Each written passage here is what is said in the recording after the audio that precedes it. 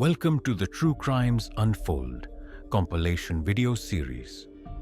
Please note that events and scenarios in this video may be graphic for some viewers.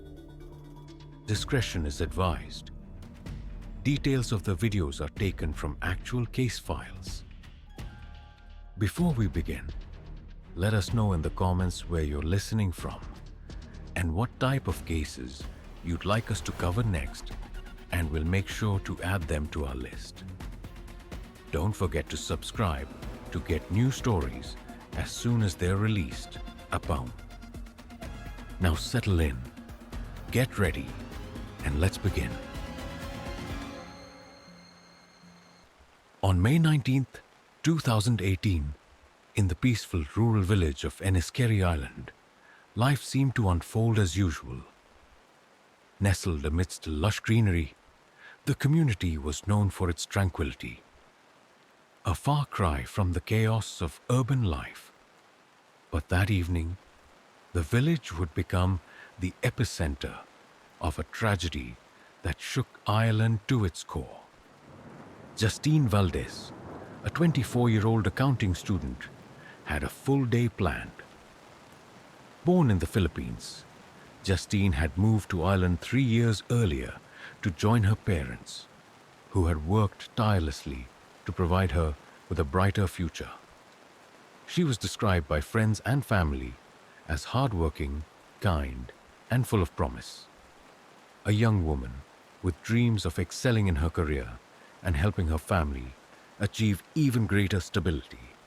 That day, Jastine completed her paperwork for her residency permit, a crucial step in securing her future in her adopted home.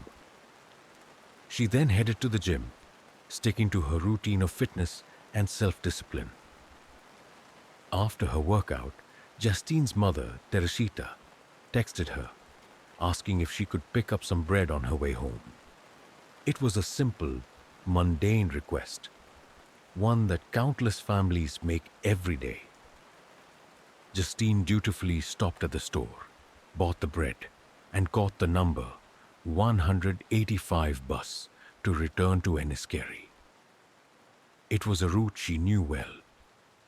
When the bus dropped her off, she began the familiar 15-minute walk to her family's cottage, a journey she had made countless times without a second thought.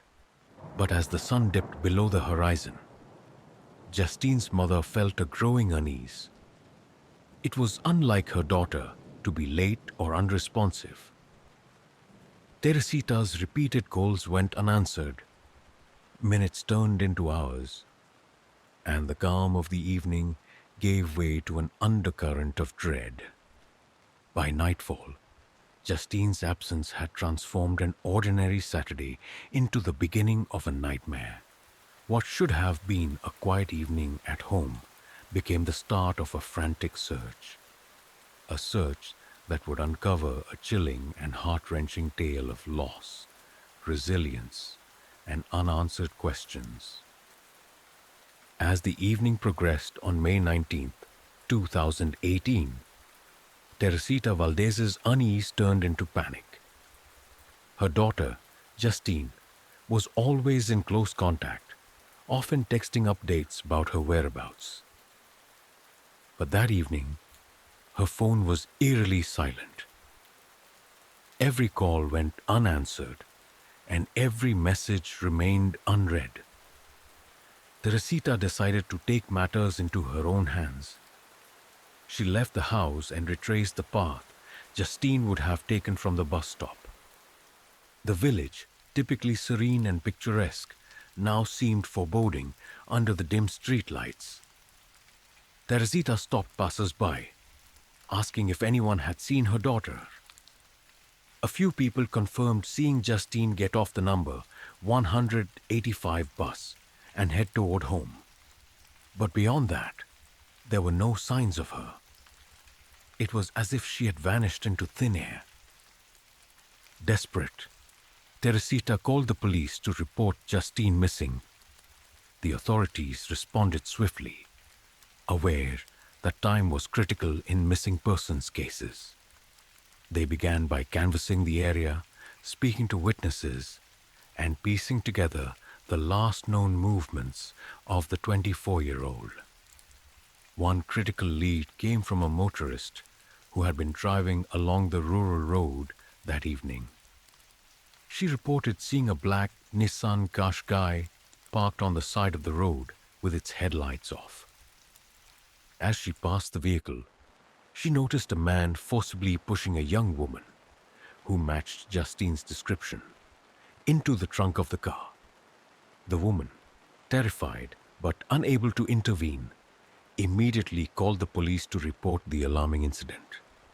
Another witness, driving the same route later that evening, recalled seeing an Asian woman in the back seat of a similar car, tapping fearfully on the window.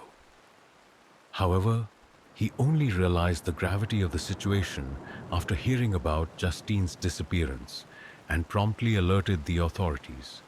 When officers arrived at the location provided by the first caller, they found disturbing clues. Jastine's cell phone, shattered on the ground, and a bag of bread, the one her mother had asked her to buy, discarded nearby. The chilling evidence confirmed what everyone feared. Jastine had been abducted. With no time to lose, the police launched a full-scale search, setting the stage for a race against time to save a young woman whose life hung in the balance. The disappearance of Jastine Valdez ignited a large-scale investigation that mobilized police forces, local volunteers, and even the media. With the discovery of her shattered cell phone and the bag of bread at the roadside, the authorities knew they were dealing with a serious crime. The quiet village of Enniskerry was now the epicenter of a race to unravel a mystery before it was too late. Detectives quickly honed in on the reports of a black Nissan Qashqai, the car seen in connection with Jastine's abduction. They began their search by identifying all registered vehicles of that make and model in the area. Surveillance footage from nearby roads and businesses provided crucial insights. One clip, in particular, showed a black Nissan trailing the bus Jastine had taken home. The vehicle's suspicious movements pointed to a calculated plan. As investigators delved deeper, they received another tip that heightened their suspicions. A witness had seen the driver of a similar car acting erratically near the area where Jastine disappeared. His behavior seemed out of place, and the car's description matched the one the police were hunting for. Hours turned into a long, tense night as the investigation ramped up. Patrol officers searched roads, while helicopters, equipped with thermal imaging, scanned the area from above. But despite the exhaustive efforts, neither Jastine nor the suspect's car was found. Frustrated but determined, the search resumed at first light. By morning, detectives had a breakthrough. Their investigation into the black Nissan Qashqai owners led them to a man named Mark Hennessy. Hennessy, a 40-year-old father of two, lived in an affluent neighborhood and worked as a construction estimator. On the surface, he appeared to be a model citizen, a family man with no criminal record or history of violence. However, witnesses' descriptions of the man seen during Jastine's abduction bore an uncanny resemblance to Hennessy. When police visited Hennessy's home, they were greeted by his wife, Nicola. She provided a timeline of her husband's whereabouts on the day of Jastine's disappearance. According to Nicola, Hennessy had left for work in the morning, returned briefly in the afternoon, and then claimed he was heading to a bar to unwind. However, he hadn't returned home since. This raised immediate red flags for investigators. Detectives followed up on Nicola's statement by visiting the bar Hennessy frequented. Staff confirmed that he had been there on the evening of May 19th, but his behavior was odd. He arrived briefly, left after just one drink, and returned later in the night looking visibly anxious. CCTV footage from the bar corroborated their statements and showed Hennessy leaving the bar at 5:40 p.m., just minutes before Jastine was last seen. The investigation intensified when detectives reviewed the surveillance footage from the bus Jastine had been on. It revealed Hennessy's black Nissan Qashqai following the bus closely, adding a damning piece of evidence to the puzzle. The timeline now painted a chilling picture. Hennessy had been stalking Jastine as she made her way home. As police continued their search, Hennessy's behavior grew more erratic. He placed a single call to his wife, telling her he wasn't coming home and providing no further explanation. His family, desperate and confused, relayed this information to the authorities. Hennessy's refusal to turn himself in only solidified the growing suspicion against him. The media played a crucial role in amplifying the search. Authorities appealed to the public for any information about Hennessy's whereabouts or sightings of the black Nissan. The call for help worked. A sharp-eyed citizen recognized the vehicle and its driver and reported it to the police. With the investigation rapidly closing in, the police were one step closer to solving the mystery of Jastine's disappearance. But as they prepared to confront Hennessy, they were unaware of the harrowing truth that awaited them, one that would leave an indelible mark on everyone involved.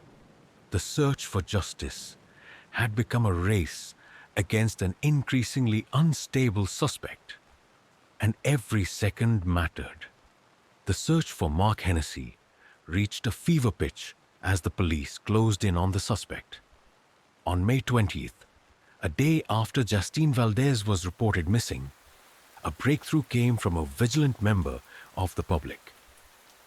She spotted a black Nissan Qashqai matching the description given by authorities and immediately contacted the police. The vehicle was seen parked near Cherrywood Park, a secluded area outside Dublin. Police units quickly arrived at the location, surrounding the vehicle to prevent any chance of escape. Inside, they found Mark Hennessy behind the wheel. He was covered in blood, holding a knife, and behaving erratically. When ordered to surrender, Hennessy refused, waving the weapon in a threatening manner. Fearing for their safety and the potential loss of critical information about Jastine's whereabouts, officers fired a shot that struck Hennessy in the shoulder. As they pulled him from the vehicle, officers realized the situation was even more dire than anticipated. Hennessy had inflicted several self-inflicted stab wounds to his neck and arms. Despite his injuries, he was still conscious but refused to provide any information about Jastine. Tragically, while medics rushed to stabilize him, the bullet had ricocheted, causing a fatal head injury. Hennessy died shortly after being taken to the hospital. Inside the vehicle, investigators found no sign of Jastine. The realization that their primary suspect had died without revealing her location was a devastating blow. However, a crucial clue emerged. A blood-stained note scrawled with the words "Sorry" and "Peace Castle." Though cryptic, the note gave detectives a faint glimmer of hope. Acting on the lead, police launched an intensive search in the vicinity of Puck's Castle, a wooded area south of Dublin. The terrain was dense and challenging, but officers combed through it meticulously. Their efforts paid off on May 21st when they discovered Jastine's purse, containing her identification. Shortly after, the heartbreaking discovery of her body was made. An autopsy revealed that Jastine had been strangled to death on the evening of her abduction. Evidence confirmed she had also been subjected to a violent assault. The investigation uncovered traces of prohibited substances in her system, likely administered after her death. Hennessy, it was determined, had been under the influence of alcohol and drugs at the time of the crime. The tragic discovery left the community reeling. A vibrant young life had been senselessly taken, and the man responsible would never face justice. However, the case was far from over. As details of the crime emerged, a darker and more calculated picture of Mark Hennessy began to unfold, casting a shadow over the quiet village of Enniskerry. The discovery of Jastine Valdez's body sent shockwaves through Ireland. What began as a peaceful Saturday in the rural village of Enniskerry had ended in unimaginable tragedy.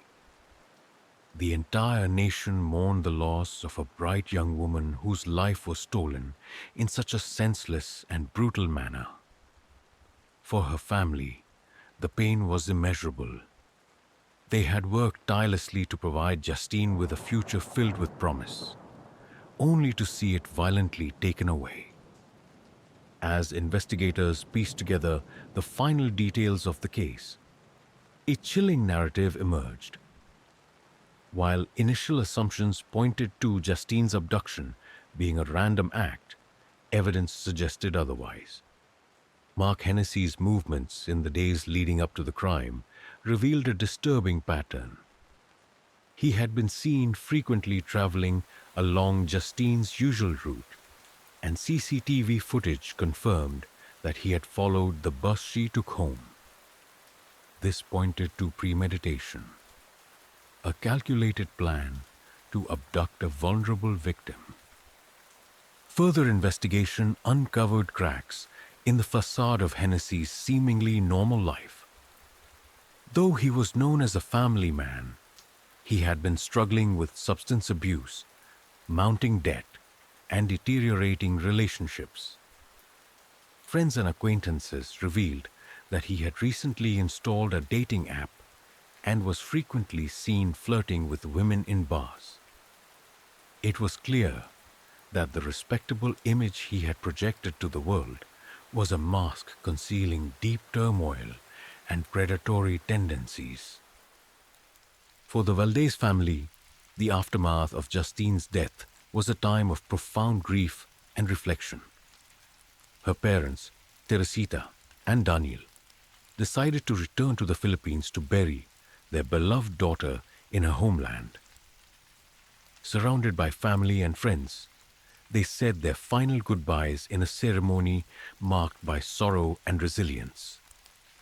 White balloons were released into the sky, symbolizing Jastine's spirit, while mourners wore pink shirts bearing her image in a show of solidarity and love.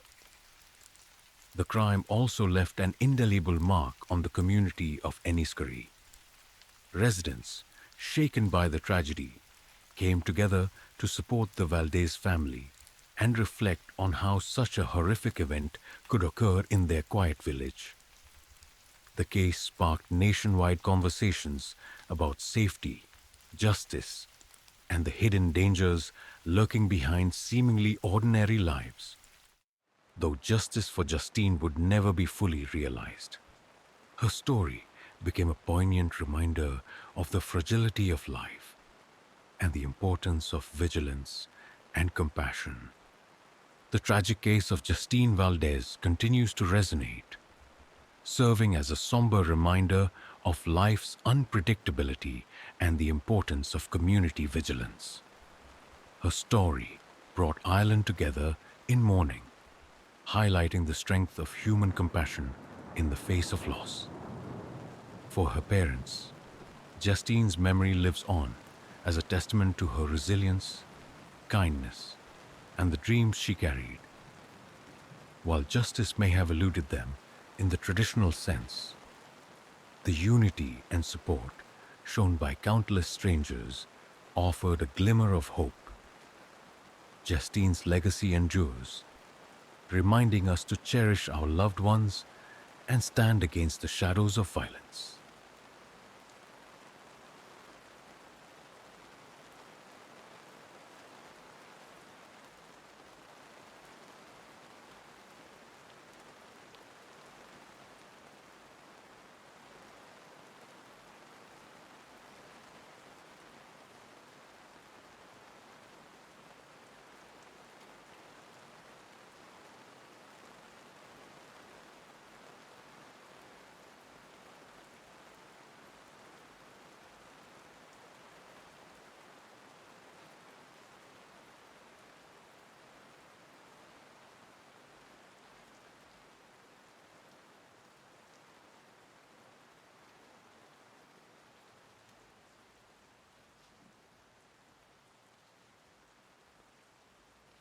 Angela Stoldt's story begins like many others, a life filled with challenges, dreams, and struggles. Born on April 7th, 1972, in Bangkok, Thailand, to a military family, Angela's childhood was marked by discipline, strict routines, and longing for connection. Her parents, though loving, maintained a firm household. Angela often clashed with her older sister, Esther, and struggled to form lasting friendships. These early experiences would shape the foundation of her troubled life. When Angela was a teenager, her family relocated to Deltona, Florida, after her father retired from the army. It was here, at the tender age of 15, that Angela met a young man 3 years her senior. What began as a whirlwind romance quickly escalated into marriage. But the union was far from the fairy tale she had envisioned.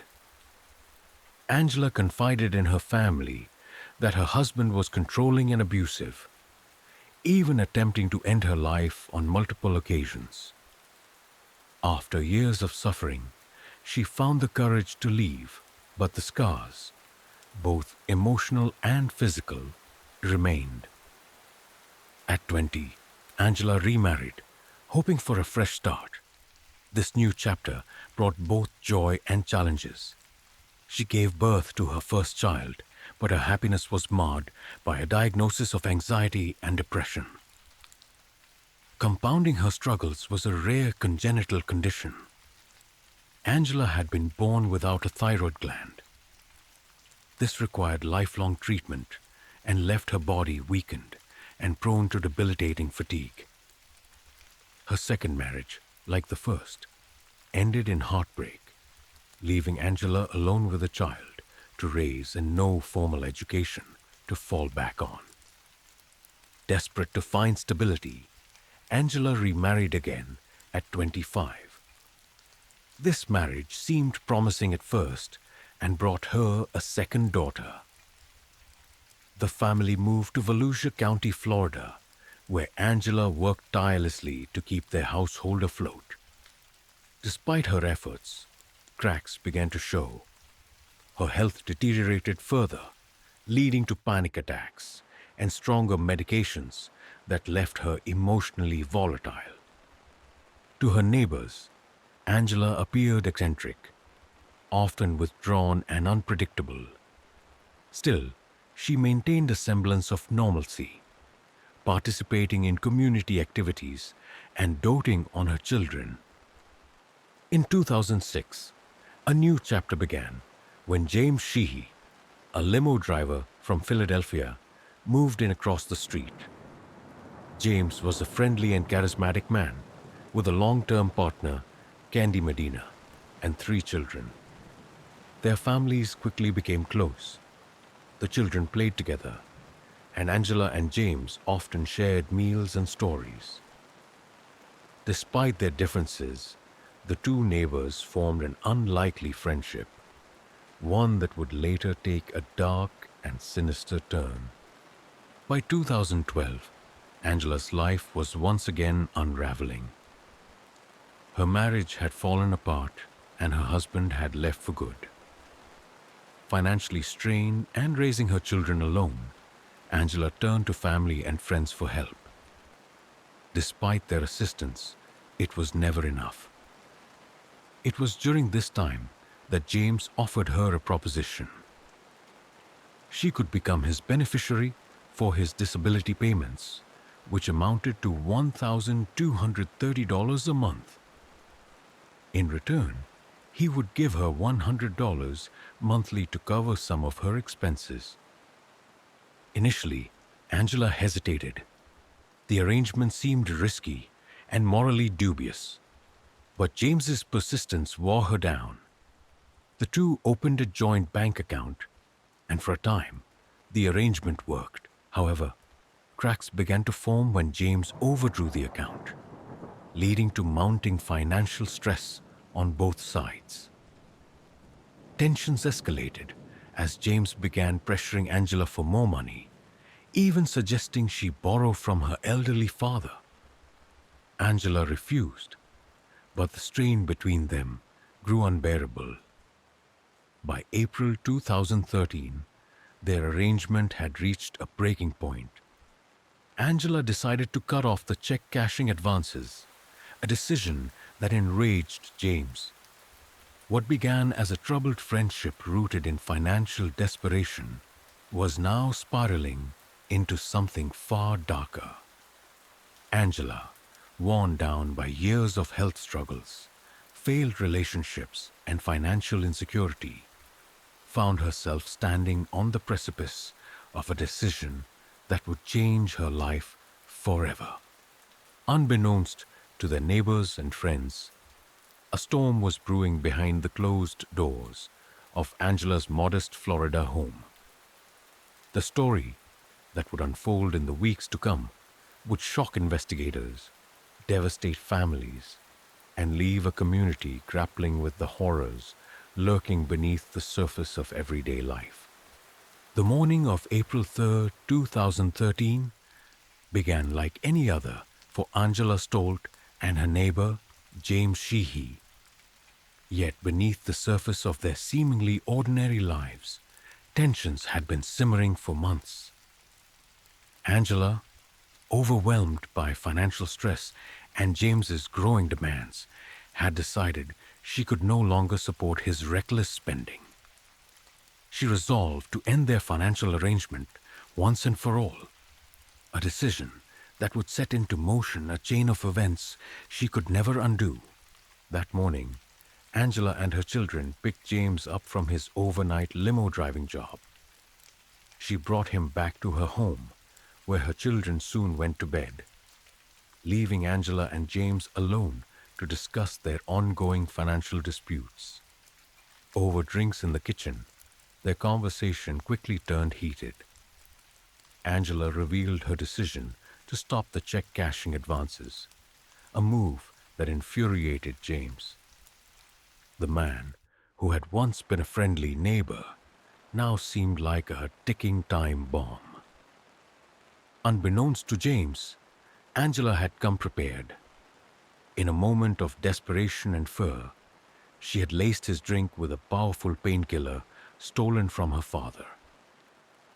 Angela knew the drug would cause drowsiness, especially when mixed with alcohol, and she hoped it would diffuse the situation. However, things took a darker turn when James began to feel disoriented but continued to press Angela for money.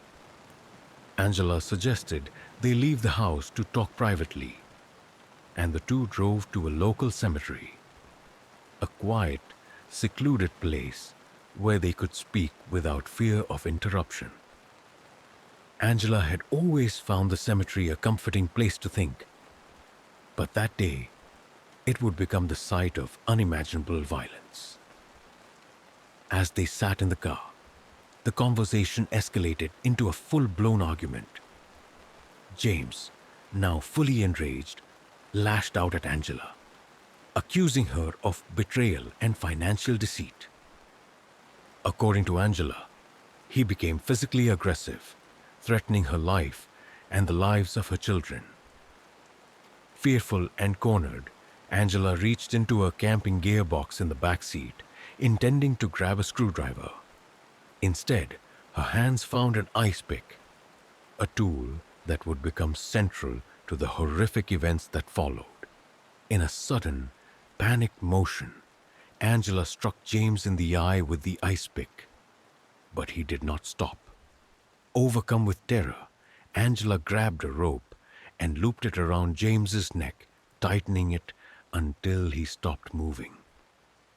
In the deafening silence that followed, Angela was left with a horrifying reality. James was dead, and she was the one who had killed him. What happened next would haunt Angela for the rest of her life. Unsure of what to do, she briefly considered calling the police, but paranoia and fear took over. She convinced herself that no one would believe her story, that she would lose custody of her children and spend the rest of her life in prison. Instead of seeking help, Angela chose to cover up the crime. Angela wrapped James's head in plastic wrap to prevent blood from staining her car, then drove home with his lifeless body seated beside her. Once home, she parked in the garage, careful not to attract attention, and left the body in the car while she devised her next move. The gravity of what she had done began to sink in, but Angela was already committed to her decision to conceal the crime. Later that evening, Angela retrieved tools from her garage and began the gruesome task of dismembering James's body. She worked methodically, using a knife and saw to separate the remains. Her goal was to make the body unrecognizable and easy to dispose of, a chilling reflection of the lengths she was willing to go to avoid detection. Angela's first attempt at disposal was cooking the remains. She placed parts of James's body in the oven, hoping the heat would incinerate the evidence. But the smell of burning flesh was overpowering, filling the house with an unbearable stench. Realizing this plan wouldn't work, she switched to cooking some parts on the stove while placing others in trash bags. To dispose of the remains, Angela enlisted the unwitting help of her teenage children. She convinced them they were throwing away parts of a deer she had hit with her car the night before. Together, they carried the trash bags to the woods behind their house, scattering them in different locations. Meanwhile, James's family was growing increasingly concerned. His partner, Candy Medina, reported him missing after he failed to return home from his job. Candy also noted that James had sent cryptic text messages to their teenage son, claiming he owed money and needed to disappear. However, she and the rest of the family were unconvinced. They believed James would never willingly abandon them and urged the police to continue their search. As the authorities launched their investigation, Angela was already deep into her cover-up. She buried James's cell phone and driver's license in nearby parks, threw cooking pots and pans into trash bins, and discarded her car's blood-stained rug in a local lake. Every move was calculated, but cracks were beginning to show. Angela's paranoia grew, and her behavior became increasingly erratic, setting the stage for her ultimate unraveling. As James Sheehy's family pushed for answers, the Volusia County Police began piecing together the puzzle of his disappearance. The case started with the basics. Missing person flyers described James as a 6-foot, 220-pound man with several distinctive tattoos, including a Metallica skull on his calf and the word gringo on his neck. Investigators focused on the last place he was seen and his known routines. But as the days stretched into weeks, James's trail seemed to have gone cold. The initial theory was that James had vanished to escape his financial troubles. Candy Medina, his longtime partner, informed detectives of his mounting debts and gambling addiction.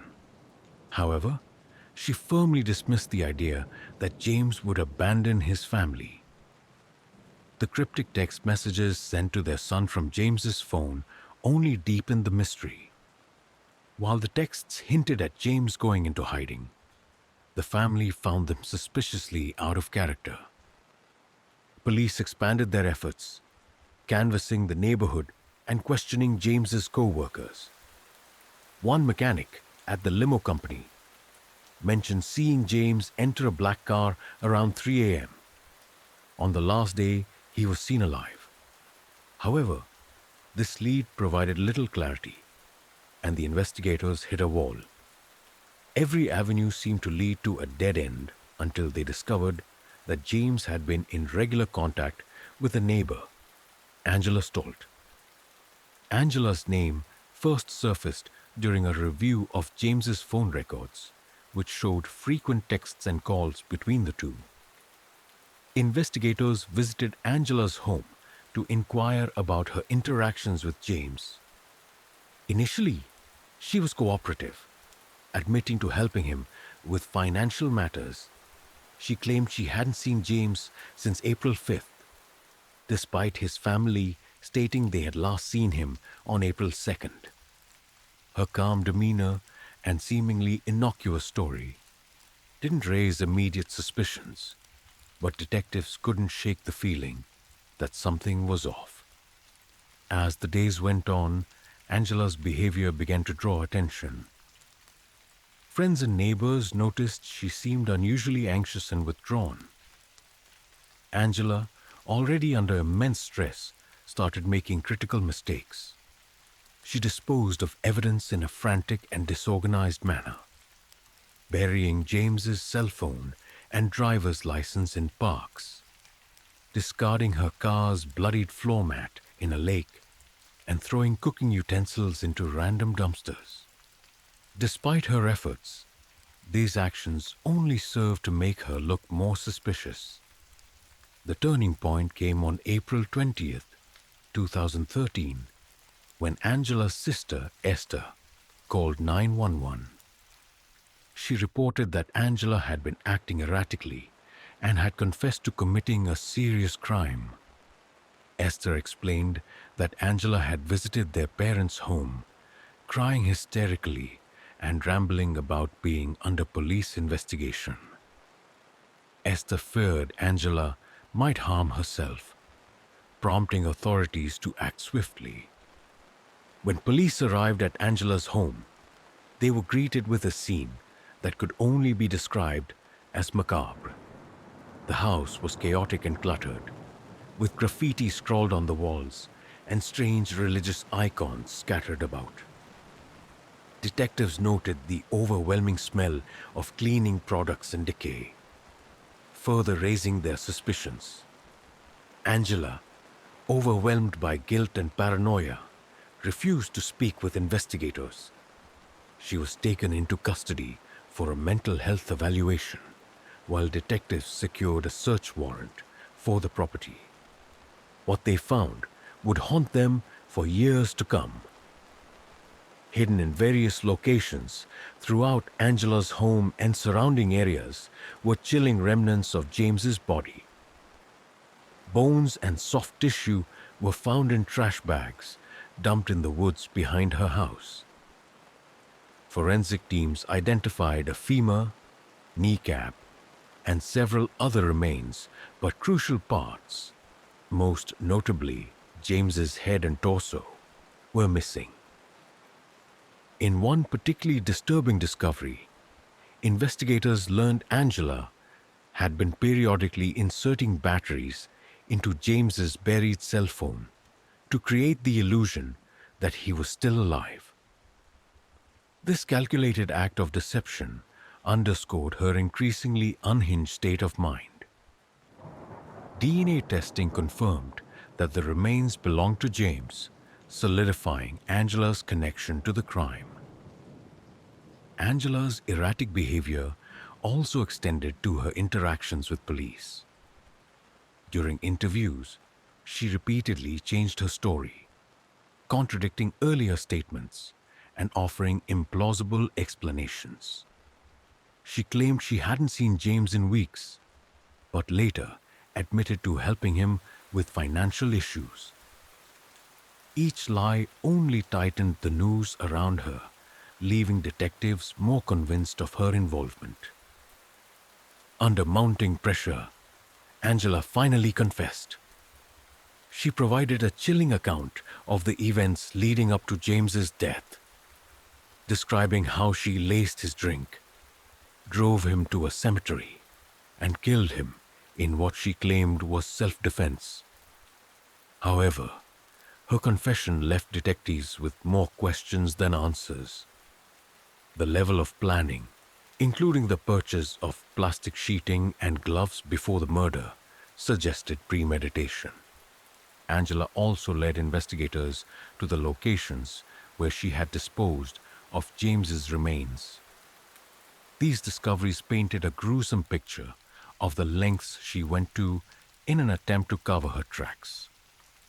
Her actions, dismembering the body, cooking the remains, and scattering them, revealed a level of calculation that belied her claims of acting out of fear. As the investigation progressed, Angela's facade continued to crumble. The woman who once appeared to be a struggling mother trying to make ends meet was now at the center of one of the most horrifying cases investigators had ever encountered. The focus shifted to ensuring justice for James and uncovering the full extent of Angela's crimes, setting the stage for an explosive trial that would captivate the nation. By the time Angela Stoldt stood trial in December 2014, the gruesome details of her crime had already sent shockwaves through her community and the nation.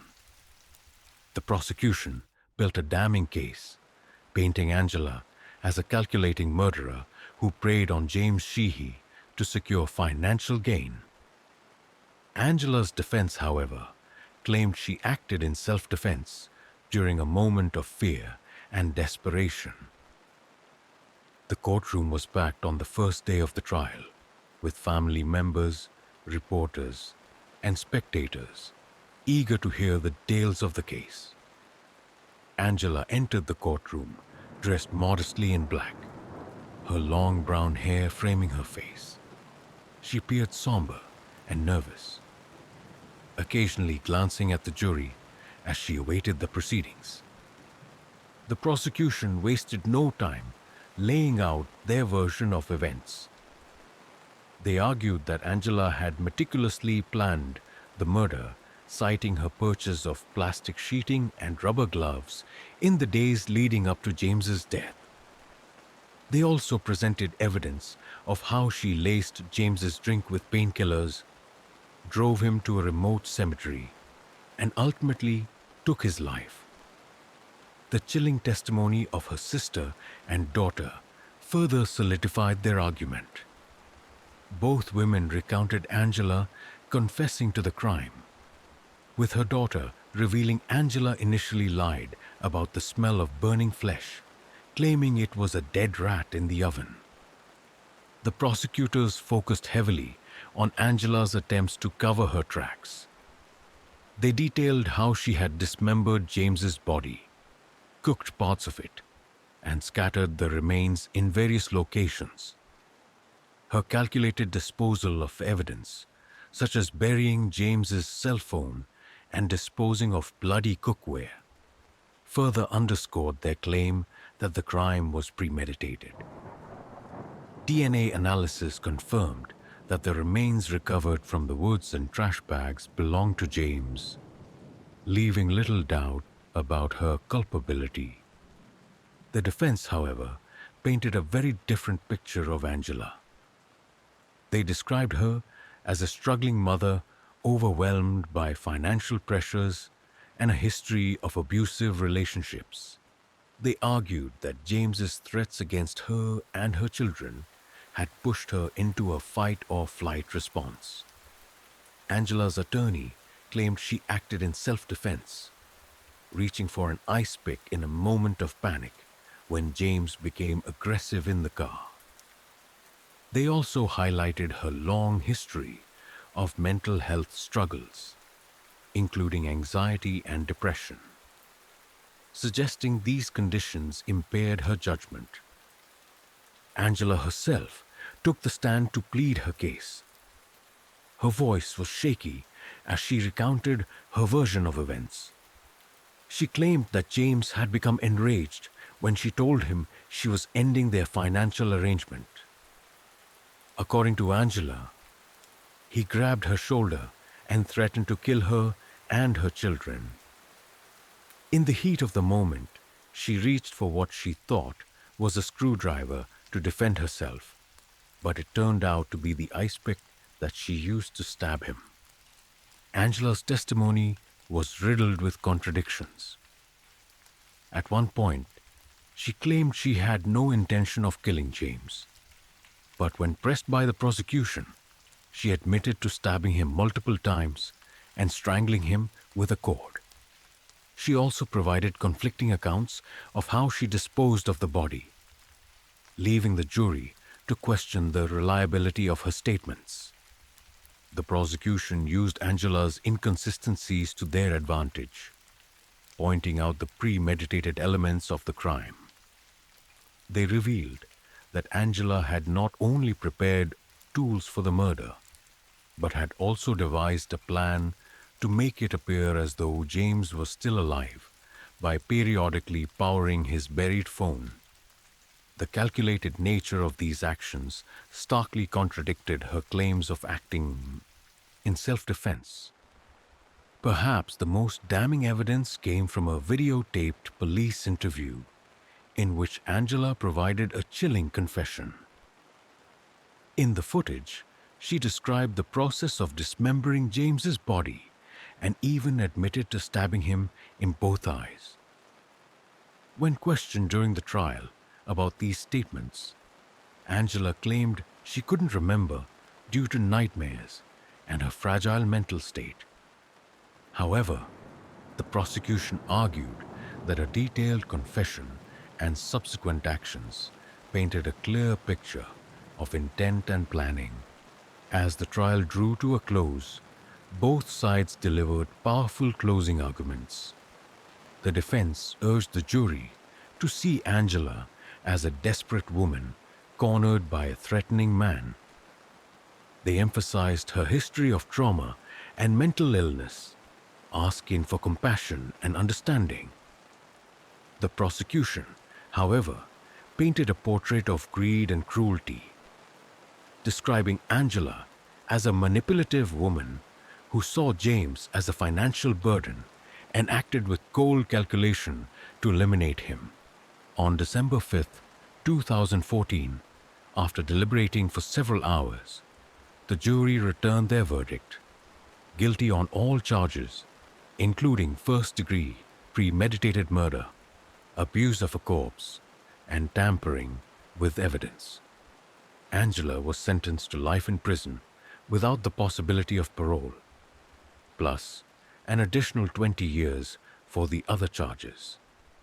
The courtroom was silent as the sentence was read.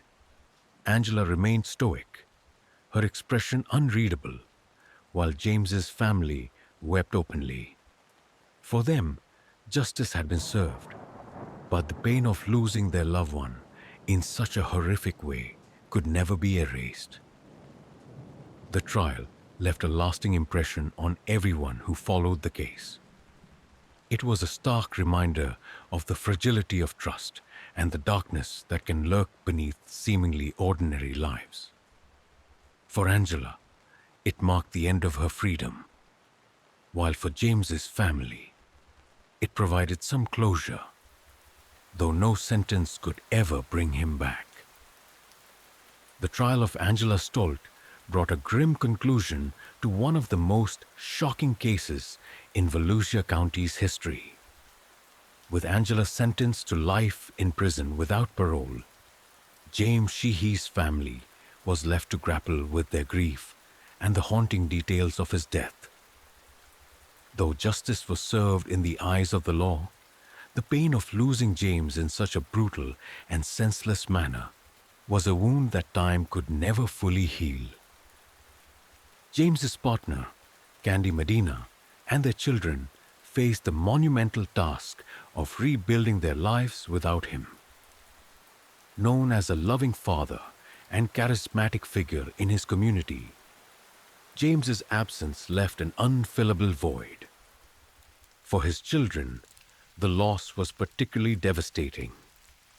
The memories of their father were now tied to a horrifying crime that captured national attention. Angela's conviction also left a lasting impression on her own family. Her children, unknowingly involved in disposing of James's remains, were spared from legal consequences. However, the psychological toll of their mother's actions was profound. The community they lived in turned from a place of support to one of scrutiny. As neighbors struggled to reconcile the image of the struggling mother they knew with the cold-blooded killer revealed in court, beyond the families directly affected, the case sparked broader discussions about mental health, financial desperation, and the hidden dangers of seemingly ordinary lives. It highlighted the importance of vigilance and the devastating consequences of unchecked emotional and financial strain. For those who followed the case, Angela's story served as a grim reminder of how desperation and poor decisions can spiral into unimaginable tragedy. While the trial brought closure, the echoes of this horrific crime lingered, leaving a permanent scar on everyone it touched. James's memory remains a symbol of the human cost of senseless violence. The case of Angela Stoldt and James Sheehy stands as one of the most haunting examples of how desperation and hidden turmoil can lead to devastating consequences.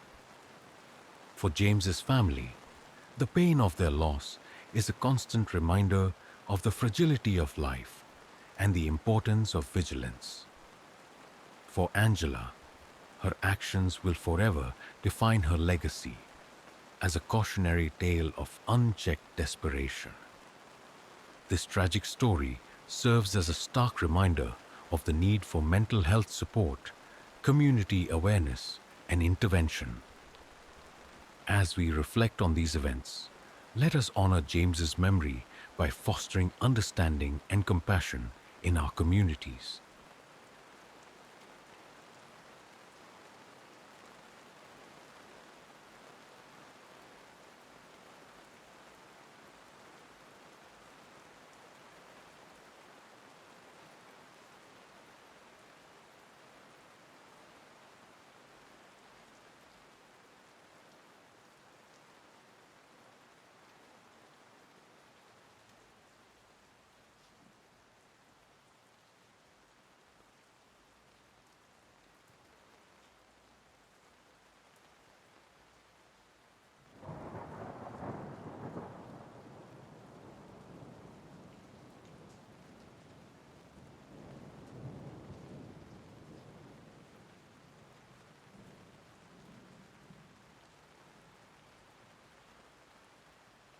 The story of Armand, born Akshaya Kubak in 1981, begins in the bustling city of New Delhi, India.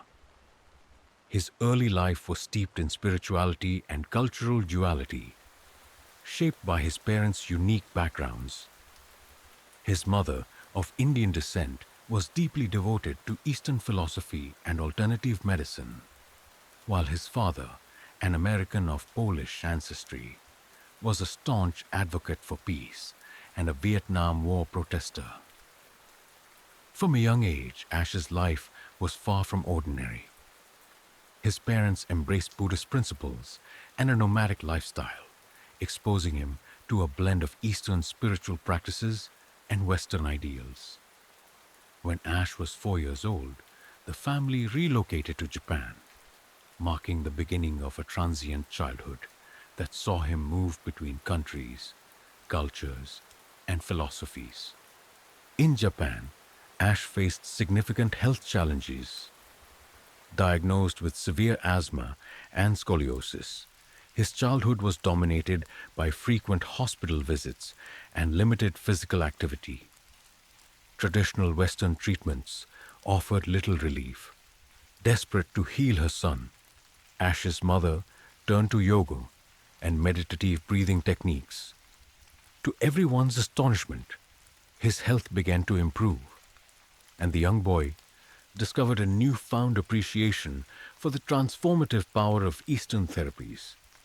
This formative experience instilled in Ash a fascination with spirituality and holistic healing, values that would shape his identity in the years to come. However, his unconventional upbringing also came with its challenges.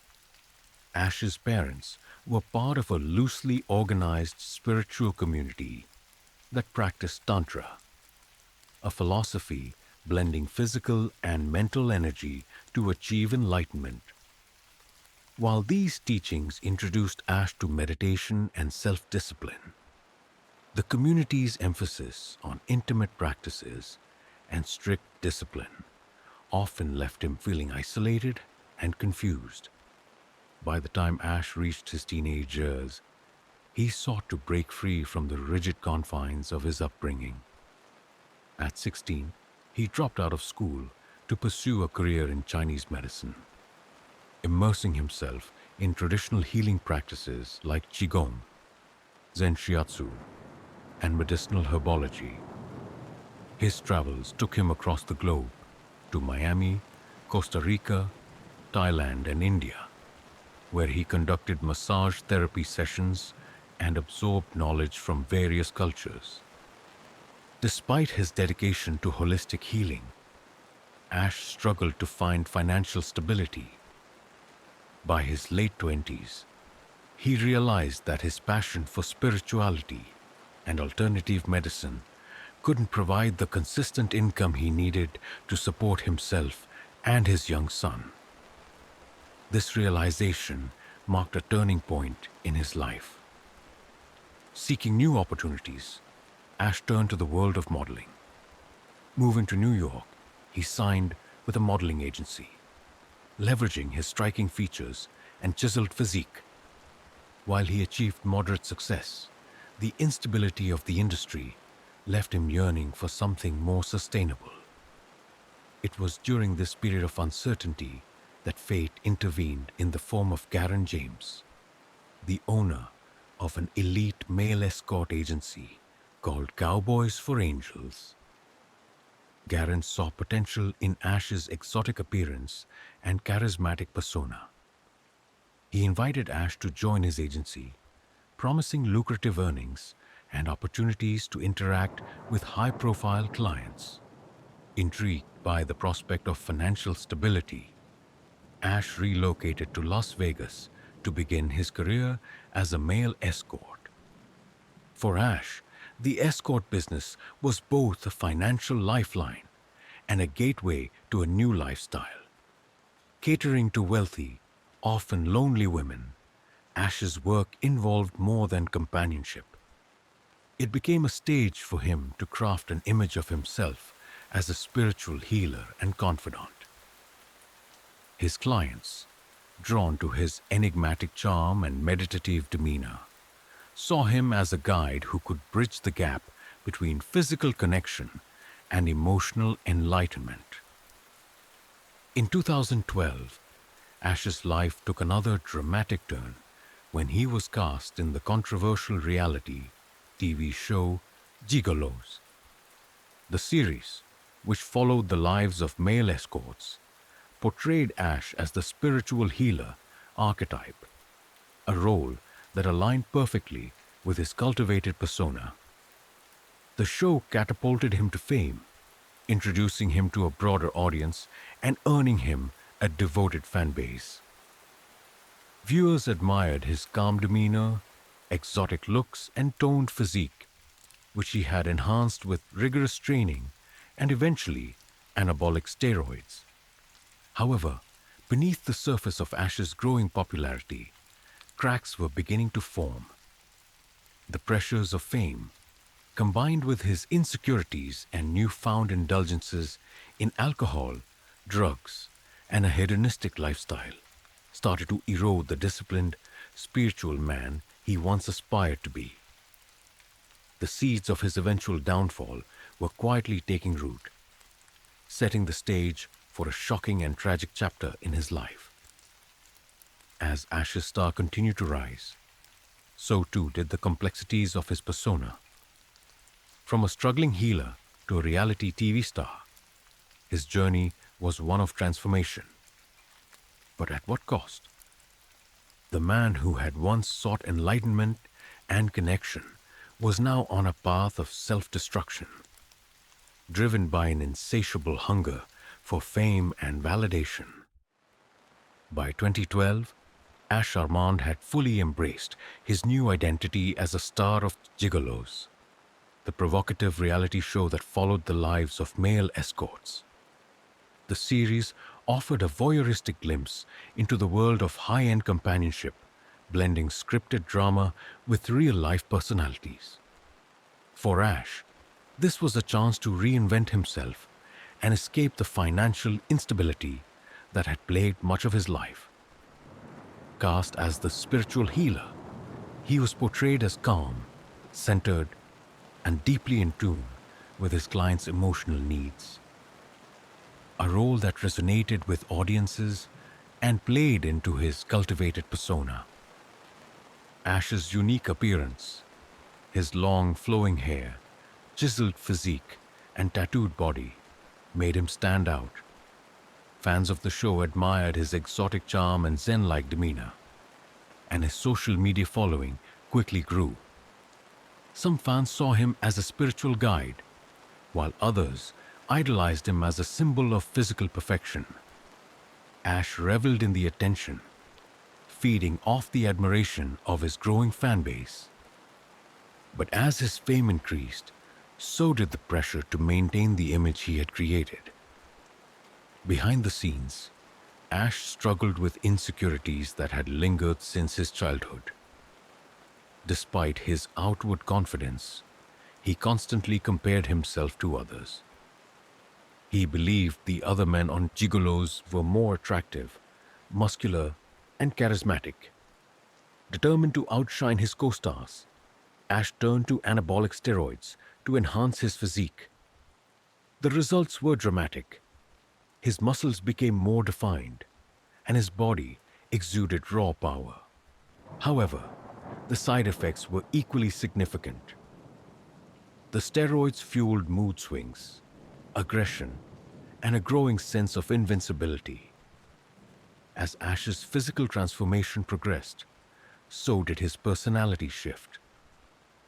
The spiritual healer persona that had endeared him to fans gave way to arrogance and narcissism. He began attending celebrity parties, mingling with influencers, models, and adult film stars. These events, characterized by heavy drinking and drug use, became a regular part of his life. The man who once sought peace and enlightenment now found himself drawn to chaos and excess. Ash's newfound lifestyle was a stark contrast to his earlier years. He had once dedicated himself to holistic healing and self-discipline, but now he indulged in hedonistic pleasures without restraint. His relationships, too, began to reflect this change. He cycled through romantic partners, often favoring social media models and women from the adult entertainment industry. These relationships were fleeting, driven more by physical attraction than emotional connection.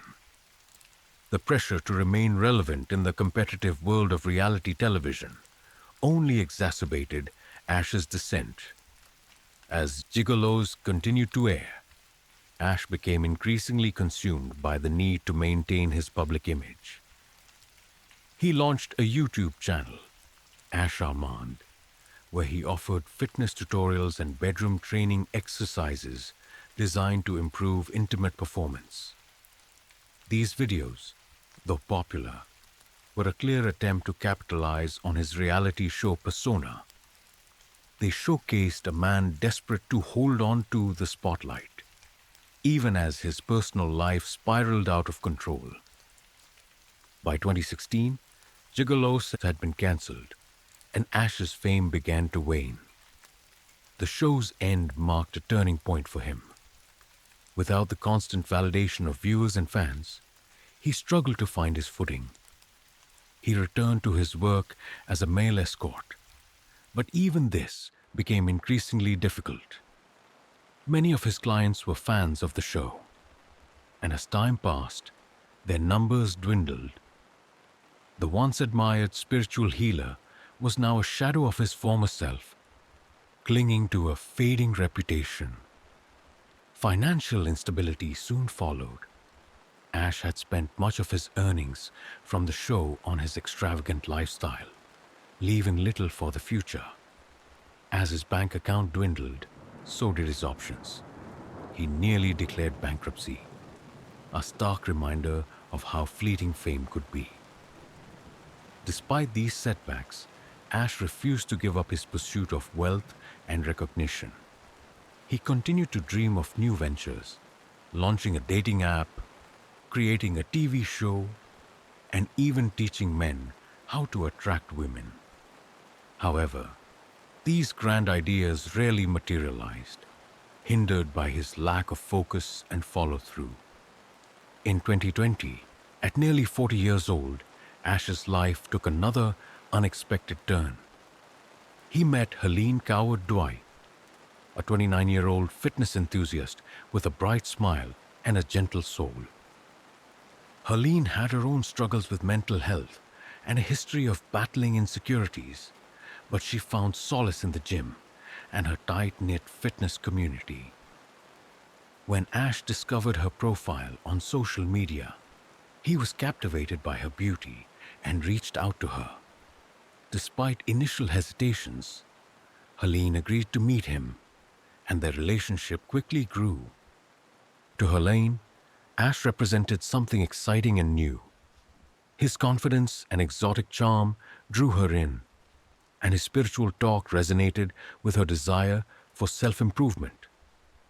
Ash, in turn, saw Helene as someone he could mold and influence. He filled her head with grandiose ideas about building a future together, from creating a TV show to launching a business. Helene, enamored with Ash, believed in his vision. However, their relationship was far from idyllic. Ash's ego and insecurities often clashed with Helene's vulnerability. His need for control and validation manifested in subtle manipulations, as he persuaded her to adopt alternative treatments for her health issues and follow his lead in all aspects of their lives.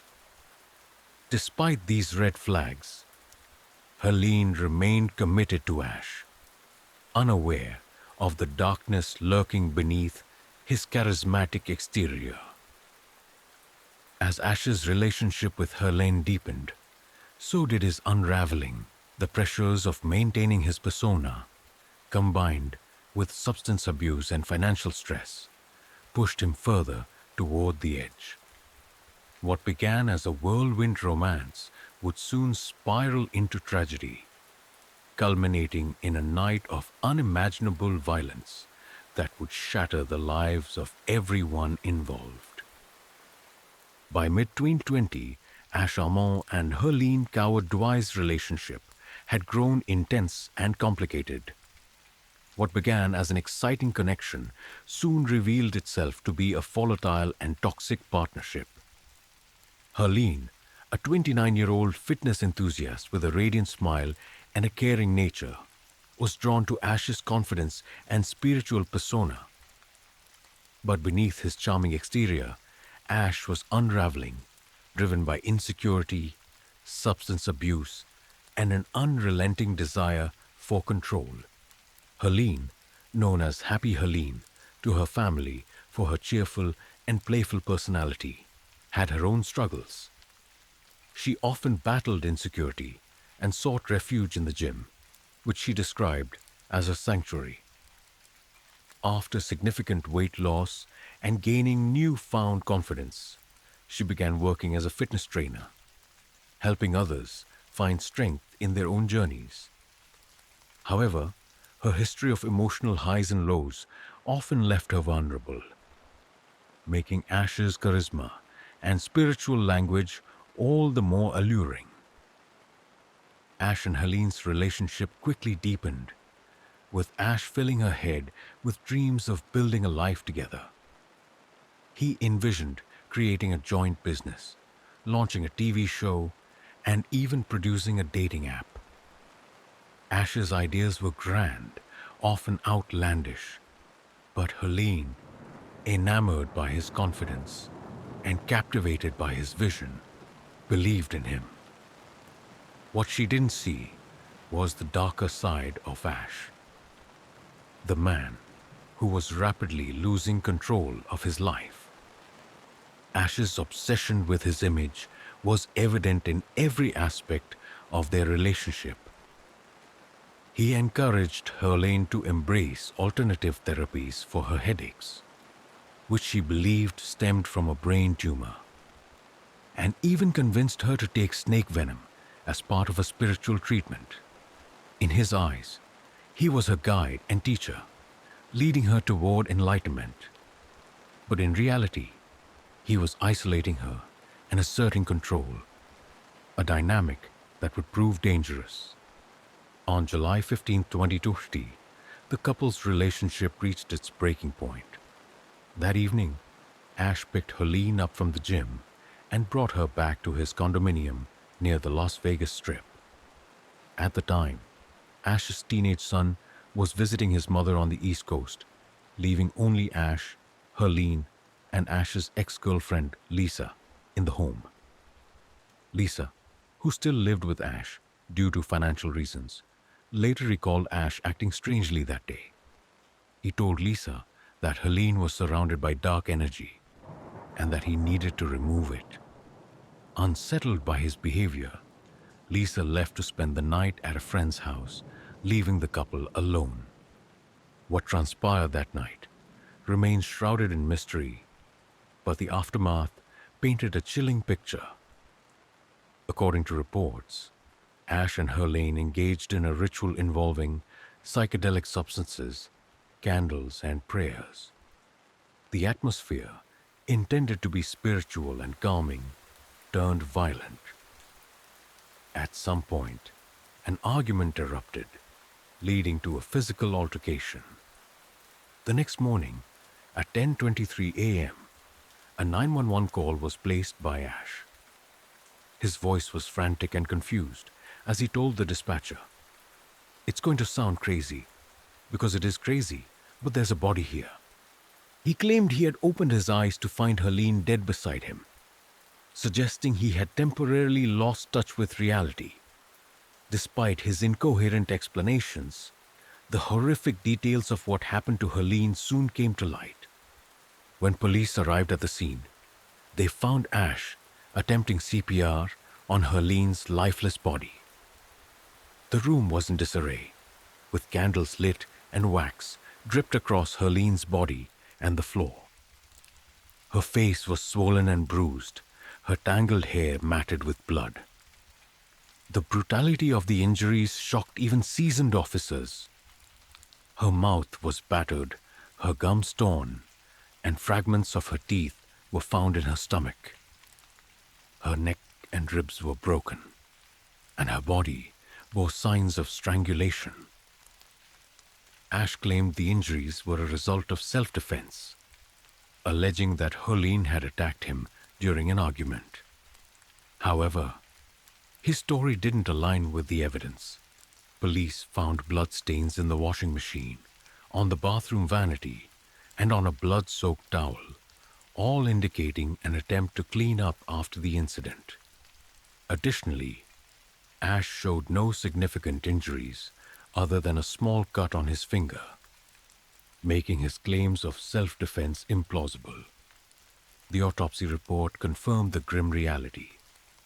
Helene had suffered blunt force trauma and strangulation, and traces of psychoactive substances, caffeine, and alcohol were found in her system. Friends later insisted that Helene rarely drank and avoided drugs entirely, raising questions about the events leading up to her death. The ritualistic setting of the room, candles, wax, and spiritual symbols, fueled speculation that Ash's actions were tied to a delusional or hallucinatory state. Helene's family, unaware of her relationship with Ash, was devastated when they received the news. Her parents, who had tried calling her all day, were met with the unimaginable truth when the coroner informed them of her death.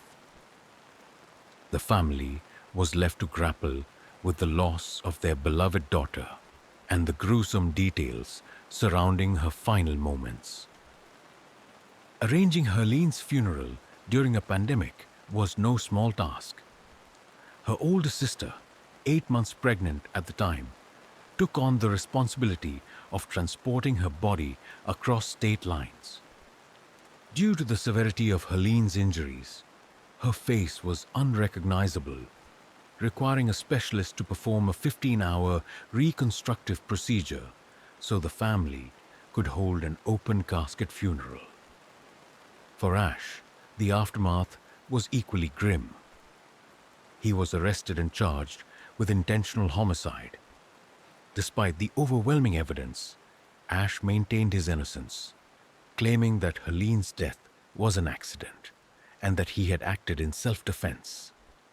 His lawyer sought financial support from Ash's former employer and even launched a fundraising campaign for his legal fees. But public sentiment largely turned against him. Helene's death marked the tragic culmination of a relationship defined by manipulation, control, and a toxic pursuit of validation. For her family, it was a devastating loss of a kind, loving woman who had so much more to give. For Ash, it was the beginning of a legal battle that would force him to confront the consequences of his actions and the darkness he could no longer hide.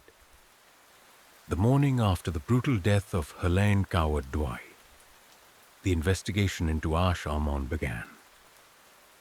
Police quickly gathered evidence from the chaotic scene in Ash's condominium, uncovering a series of disturbing details that pointed to a violent and deliberate act.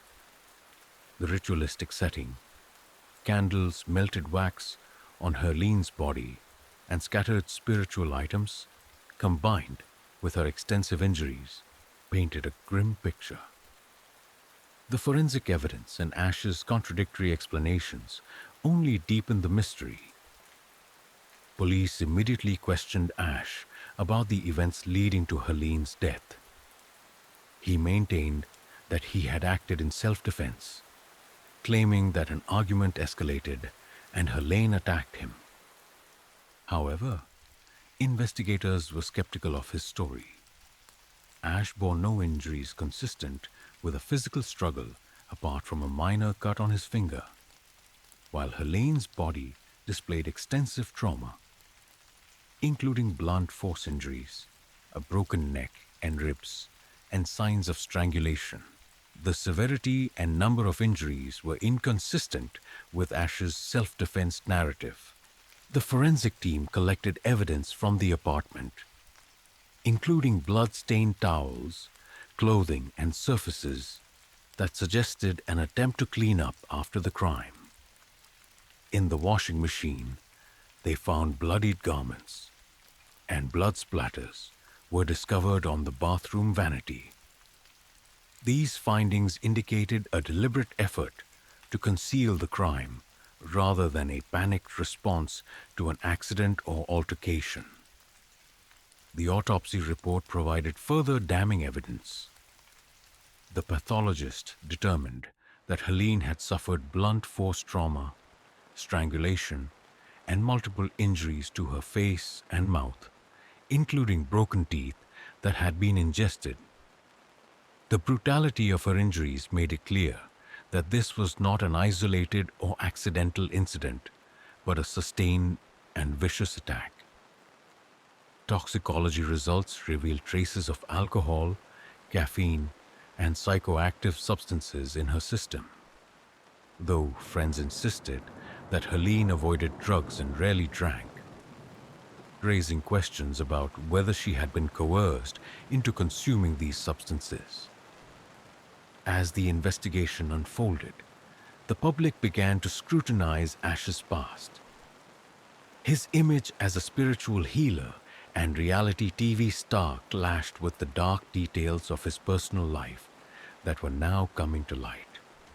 Reports of his escalating substance abuse, violent tendencies, and manipulative behavior painted a portrait of a man whose insecurities and desire for control had spiraled out of control.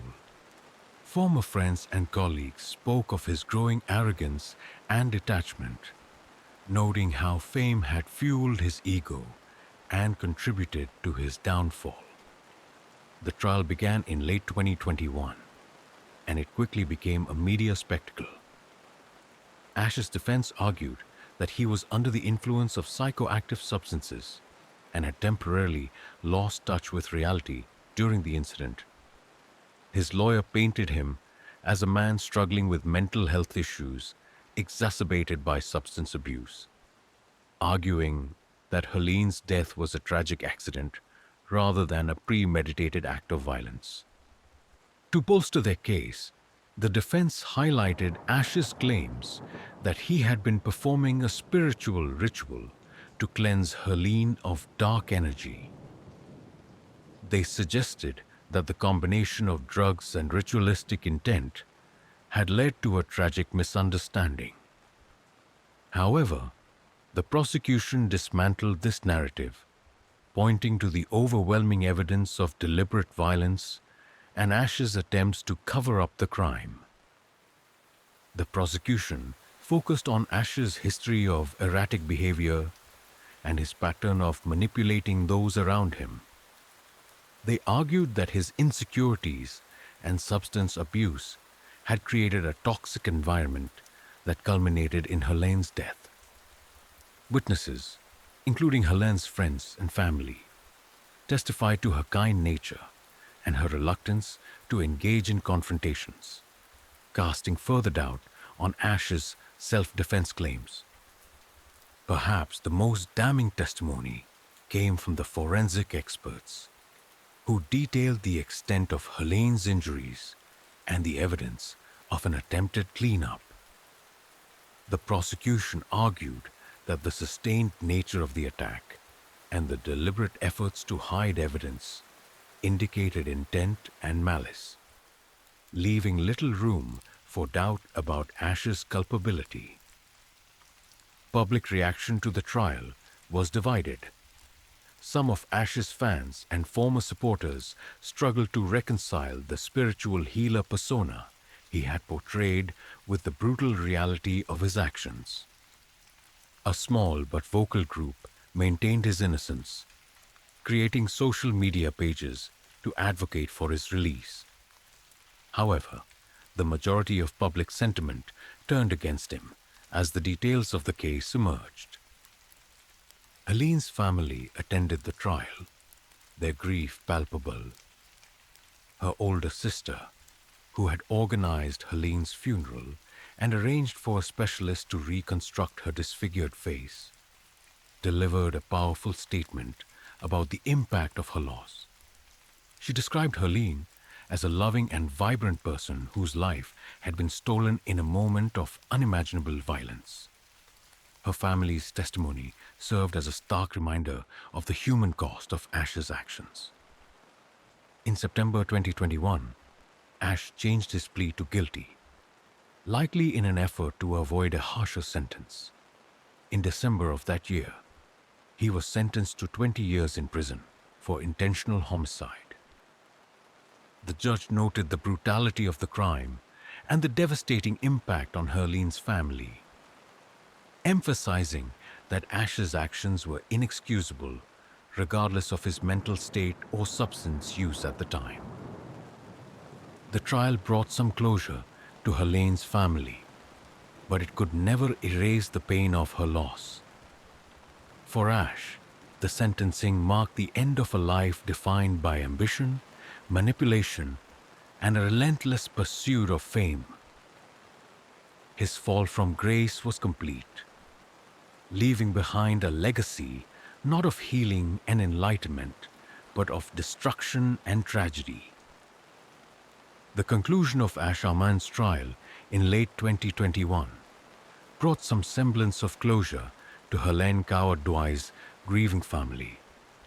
However, the aftermath of the crime left an indelible mark on everyone involved.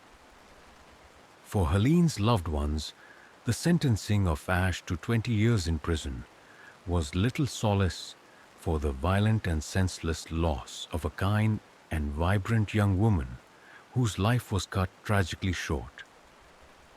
Helene's family, who had been blindsided by her secret relationship with Ash, struggled to reconcile the person they knew and loved with the horrifying circumstances of her death. Her mother and father, who had always described her as the light of their family, found it difficult to move forward without her daily calls and infectious laughter. Her older sister, who had borne the burden of arranging Helene's funeral while 8 months pregnant, became the emotional anchor for her grieving parents. The family's heartbreak was compounded by the brutality of the crime and the fact that Helene had suffered so greatly in her final moments. Helene's friends, particularly those from her fitness community, also grappled with the loss. Many remembered her as a beacon of positivity who worked hard to uplift those around her. The gym where she found solace and strength became a gathering place for those who wished to honor her memory. A memorial wall was created, adorned with pictures and messages from friends and gym members. It stood as a testament to her impact and the love she had inspired in those who knew her. Ash's sentencing also triggered a broader societal conversation about fame, power, and manipulation. Many who had admired Ash during his time on Gigolo-S and his YouTube channel were forced to confront the stark contrast between the spiritual healer persona he projected and the violent man revealed during the trial. The public debated how fame and the pressures of maintaining an idealized image could lead someone to such a dark and destructive path. Some of Ash's former fans and acquaintances expressed shock and disbelief, unable to reconcile the man they knew with the perpetrator of such a horrific act. Others pointed to the dangers of unchecked ambition, substance abuse, and toxic masculinity, arguing that Ash's story was a cautionary tale of how fame and ego could spiral into chaos. Despite the overwhelming evidence and his eventual guilty plea, Ash maintained a small group of supporters, including family members who insisted on his innocence. They clung to the narrative that the crime was an accident, influenced by drugs and emotional instability. However, their efforts to garner public sympathy and raise funds for his defense were largely dismissed in light of the brutality of the evidence presented in court. In the wake of Helene's death, her family established a foundation in her honor, aimed at raising awareness about domestic violence and advocating for mental health support. They hope to prevent others from falling victim to the kind of manipulation and abuse that had cost Helene her life. Through their efforts, they transformed their grief into a mission to protect and empower others. Helene's story is now a haunting reminder of the fragility of trust and the dangers of toxic relationships. It stands as a testament to her spirit and the enduring love of her family and friends, who continue to honor her memory in the face of unimaginable loss. For Ash, the man once celebrated as a spiritual healer and reality TV star, his actions have left a legacy of pain and destruction, a cautionary tale of how fame, unchecked ambition, and inner turmoil can lead to ruin.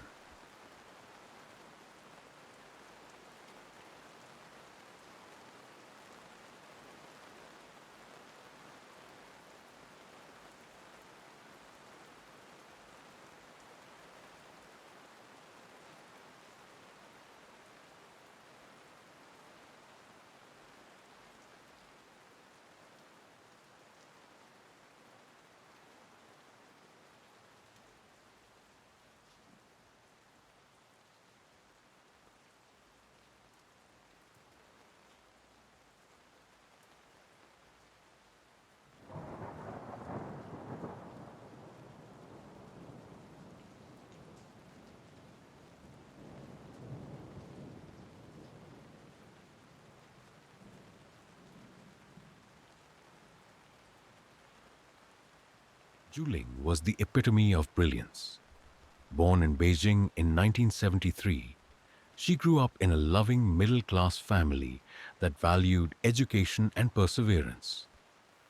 From a young age, Zhu Ling demonstrated exceptional talent and discipline, excelling in her studies and extracurricular activities. By the time she reached university, her intelligence, charisma, and unwavering work ethic had set her apart, earning her a coveted spot at Tsinghua University, often called the Chinese Harvard. For millions of Chinese students, gaining admission to Tsinghua was a dream few could achieve. With an acceptance rate of just 0.4% for local applicants, the competition was fierce, even for the nation's most gifted students. Zhu Ling's place among the elite was a testament to her extraordinary abilities. She stood out not only for her academic achievements, but also for her warm and approachable demeanor. Her classmates often described her as a rare combination of brilliance and humility.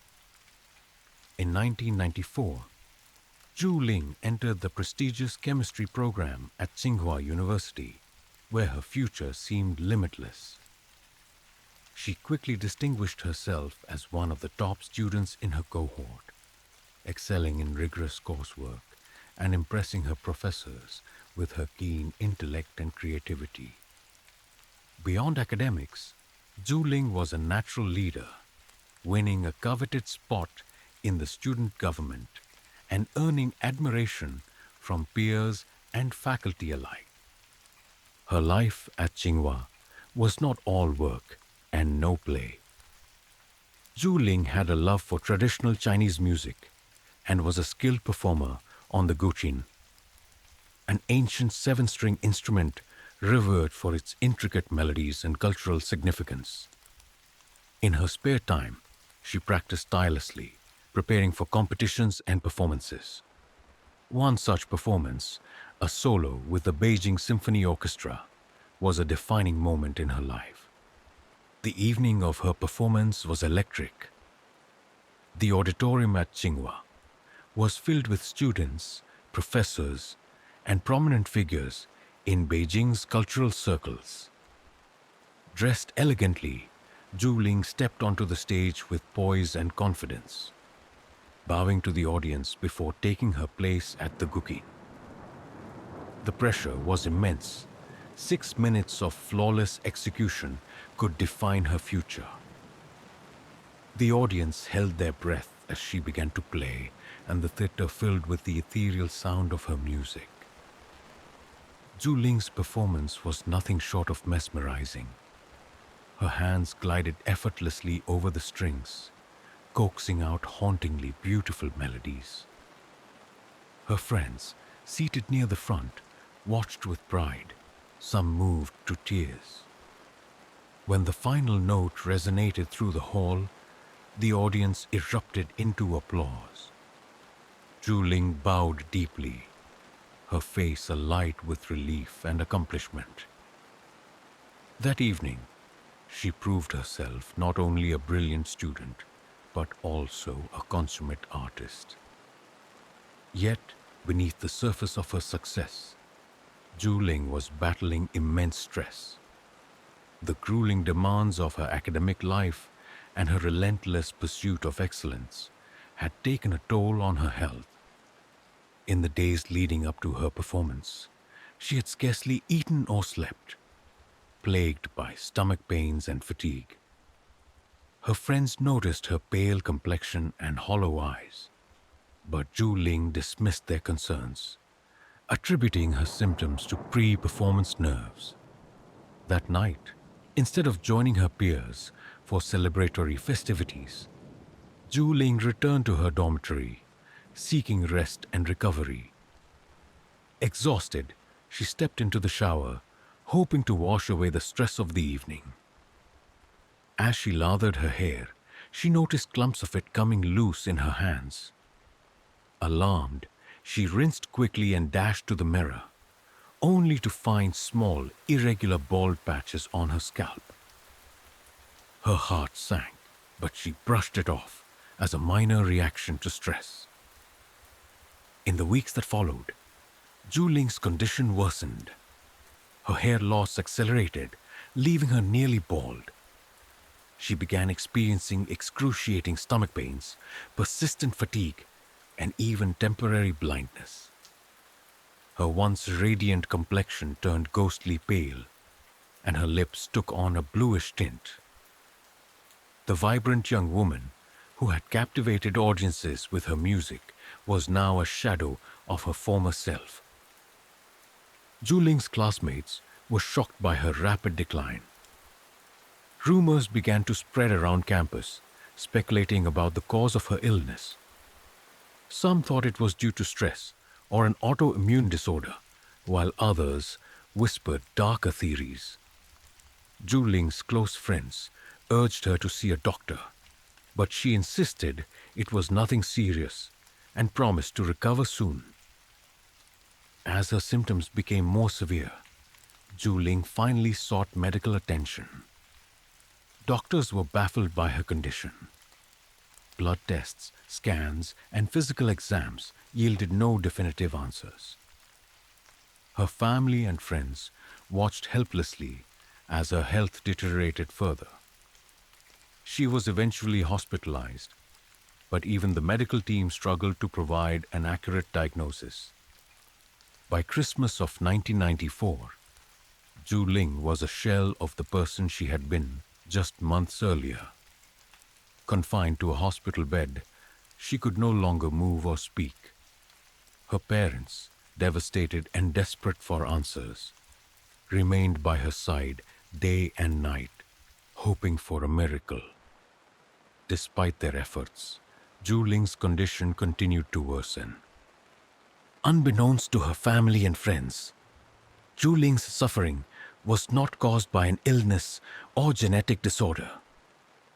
It was the result of something far more sinister, a deliberate act of poisoning. As the mystery deepened, so did the horror of what had been done to her, setting the stage for one of the most shocking cases in China's history. In the months following her sudden and severe decline, Zhu Ling's condition became a horrifying enigma. The promising chemistry student, once vibrant and full of life, was now unrecognizable. Her symptoms escalated with alarming speed, clumps of hair falling out, relentless stomach pain, blurred vision that would lead to temporary blindness, and a pervasive weakness that left her bedridden. What had initially seemed like stress-induced fatigue had morphed into a life-threatening mystery. Zhu Ling's classmates were deeply concerned. Rumors swirled through the halls of Tsinghua University, where her transformation was impossible to ignore. Her once radiant presence had become ghostly. Some speculated that she had contracted a rare illness, while others suggested it was the result of overwork or stress from her rigorous academic schedule. The whispers grew louder when Zhu Ling stopped attending classes altogether, retreating to the confines of her dormitory. Her friends, alarmed by her disappearance from campus life, visited her dorm room to check on her. They found her shivering in bed, clutching her stomach, her pillow strewn with hair. Despite their pleas for her to seek professional help, Zhu Ling remained stubborn, brushing off their concerns. She insisted she just needed rest and would soon recover, but her assurances rang hollow as her condition worsened. By December 1994, Zhu Ling's parents, who had initially believed their daughter was merely overworked, decided to intervene. They took her to a hospital in Beijing, where a team of doctors began investigating her rapidly deteriorating health. Blood tests, imaging scans, and physical exams were conducted, but no clear diagnosis emerged. Doctors were baffled by the constellation of symptoms: severe pain, hair loss, neurological impairments, and skin hypersensitivity. It was as if her body was systematically shutting down, but no one could determine why. Zhu Ling's condition perplexed even seasoned medical professionals. She became a case study in mystery, with doctors exploring possibilities ranging from autoimmune diseases to rare infections. Some even suggested it could be psychological, a reaction to the immense pressure of her academic and personal life. But Zhu Ling's symptoms defied simple explanations, and her condition only worsened. Her parents watched helplessly as their daughter, once a beacon of potential, slipped further away. In January 1995, a breakthrough of sorts came when a doctor recalled a similar case from decades earlier involving thallium poisoning. Thallium, a highly toxic metal once used in rat poisons, was infamous for its ability to cause a wide range of symptoms, including hair loss, neurological damage, and severe pain. The problem was that thallium poisoning was extremely rare, especially in China, where its use had been banned. Moreover, Zhu Ling herself had denied any exposure to thallium in her chemistry studies, and her medical records showed no evidence of contact with hazardous substances. The suggestion of poisoning, however, raised alarm bells for Zhu Ling's parents and friends. They began to wonder if her condition was not the result of illness, but a deliberate act of malice. The possibility that someone had intentionally harmed her was almost too horrifying to contemplate. But it explained the sudden and mysterious onset of her symptoms. Determined to uncover the truth, Zhu Ling's close friend, Bei Jian, took matters into his own hands. Frustrated by the lack of progress from local medical professionals, he turned to the internet, a novel resource at the time. Translating Zhu Ling's symptoms into multiple languages, Bei Jian posted her case on international medical forums, seeking insights from toxicology experts around the world. The response was overwhelming. Within days, Bei Jian received thousands of emails from medical professionals and toxicologists in over a dozen countries. The consensus was chilling. Zhu Ling's symptoms were consistent with advanced thallium poisoning. and the level of neurological and physical damage suggested a deliberate and prolonged exposure. The realization that Zhu Ling had likely been poisoned sent shock waves through her family and friends. But the confirmation of thallium poisoning only deepened the mystery. How had Zhu Ling come into contact with such a rare and dangerous substance? Investigators at Tsinghua University launched an internal inquiry, combing through records of chemicals accessible to students and faculty. Thallium, though banned for general use, was still employed in specialized chemistry experiments. However, access to such substances was strictly controlled, and only a handful of individuals had the opportunity to obtain it. The search for answers took a darker turn when Zhu Ling's parents reported that several of her personal belongings had gone missing from her dorm room.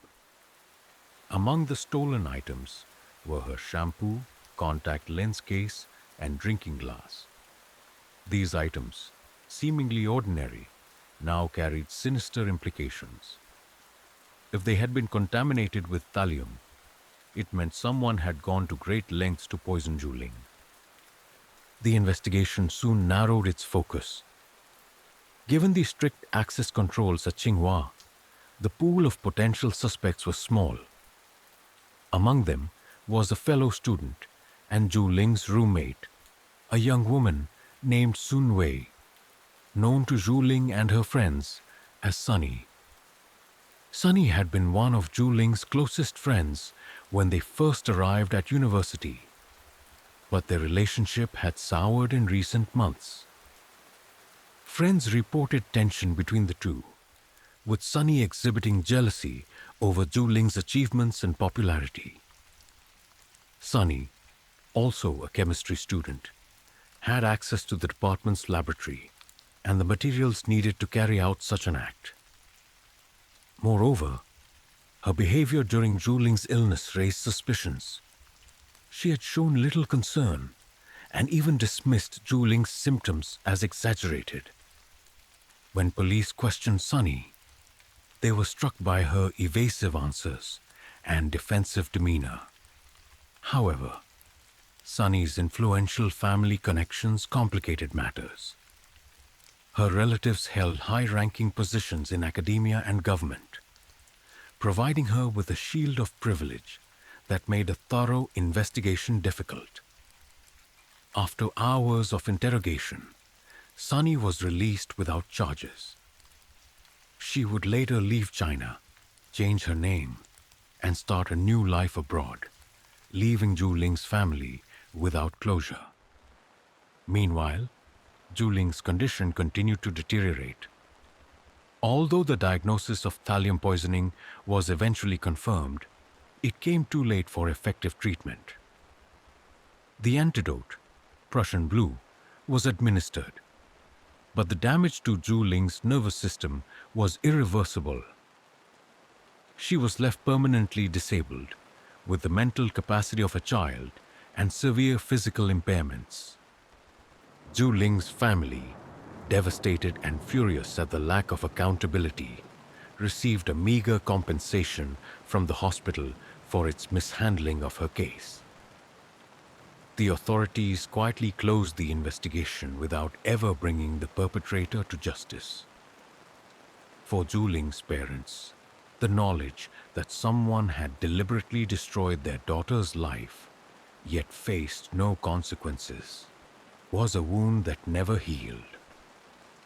The mystery of who poisoned Zhu Ling and why remained unsolved, a chilling testament to how ambition, envy, and systemic corruption could converge to destroy a life full of promise. As Zhu Ling's family continued to care for her, they were left with haunting questions and the devastating reality of a life stolen too soon. As the realization of thallium poisoning took hold, Zhu Ling's case shifted from a medical mystery to a criminal investigation. The confirmation of deliberate poisoning meant someone close to Zhu Ling had targeted her with malicious intent, and the search for the perpetrator cast a shadow over Tsinghua University. The question on everyone's mind was chilling. Who would want to harm Zhu Ling, a young woman admired for her talent, intelligence, and kindness? Investigators faced a daunting task. Thallium was not an easily accessible substance, even at Tsinghua, where chemistry experiments involved highly controlled materials. A search through the university's records revealed that only a select group of individuals had access to thallium. This narrowed the field of suspects to a handful of students and professors. However, the theft of Zhu Ling's personal items from her dormitory suggested the perpetrator was someone with close proximity to her. A fellow student. Attention soon turned to Zhu Ling's inner circle, and suspicion fell on one individual, her roommate and former best friend Sun Wei, known as Sunny. At first glance, the idea seemed implausible. Sunny and Zhu Ling had been close friends when they started at Tsinghua, often seen laughing and studying together. However, their friendship had soured in recent months, with tensions escalating to visible animosity. Sunny was no ordinary student. She came from a well-connected family, with influential relatives in academia and government. Her father held a prominent position in the Democratic Revolutionary Committee, and her grandfather had served as a vice chairman in a top state institution. These connections gave Sunny an aura of untouchability, but they also added fuel to rumors about her entitlement and privileged behavior. The fracture in their friendship began subtly, but grew more pronounced as Zhu Ling's achievements outshone Sunny's. Zhu Ling's success, her leadership roles, academic excellence, and standout performance at the Beijing Symphony Orchestra cast a long shadow, and friends noted that Sunny's jealousy became increasingly apparent. Sunny's frustration boiled over during a student election, where Zhu Ling won a coveted position over her. The event marked a turning point in their relationship, with Sunny withdrawing from Zhu Ling and exhibiting hostility. As Zhu Ling's condition worsened, Sunny's behavior raised eyebrows. Unlike Zhu Ling's other friends, who rallied around her and urged her to seek medical help, Sunny appeared indifferent. She avoided visiting Zhu Ling in the hospital and dismissed her symptoms as overblown. Her aloofness seemed strange to those who had once seen the two as inseparable. When investigators interviewed Sunny, her evasive responses only heightened their suspicions. She denied any involvement in Zhu Ling's poisoning, but could not account for her whereabouts during key times or explain the tension in their relationship. Her access to the chemistry lab and proximity to Zhu Ling in the dormitory made her a prime suspect. One of the most damning pieces of evidence was the theft of Zhu Ling's personal items, including her shampoo, contact lens case, and water glass. Investigators theorized that these items had been laced with thallium to ensure prolonged and repeated exposure. The theft suggested premeditation and a deep familiarity with Zhu Ling's routines, knowledge only someone close to her could possess. Sunny, as Zhu Ling's roommate, had both the opportunity and motive. Despite the mounting circumstantial evidence, the investigation into Sunny faced significant roadblocks. Her family's political and academic influence created an atmosphere of caution around her interrogation. After being questioned for several hours, Sunny was released without charges. The lack of concrete proof, coupled with the protective shield of her family's connections, meant that she was never formally accused or prosecuted. The injustice of Sunny's escape from accountability infuriated Zhu Ling's family and friends. To them, the evidence, her jealousy, access to thallium, and suspicious behavior was overwhelming, yet systemic corruption and privilege ensured that the investigation stalled. Shortly after the inquiry, Sunny left China, changed her name, and moved to the United States. There, she started a new life, free from the shadow of suspicion that lingered in Beijing. For Zhu Ling's family, the betrayal cut deeper than the illness itself. The idea that someone Zhu Ling had trusted and shared her life with could commit such a heinous act was almost too much to bear. Her parents, already devastated by their daughter's condition, found themselves grappling with a profound sense of helplessness. The knowledge that the perpetrator might never face justice was a bitter pill to swallow. Zhu Ling's story resonated far beyond the walls of Tsinghua University. It became a symbol of systemic failure, of how ambition, jealousy, and privilege could destroy a life while shielding the guilty. The case sparked outrage in China, with many calling for accountability and transparency.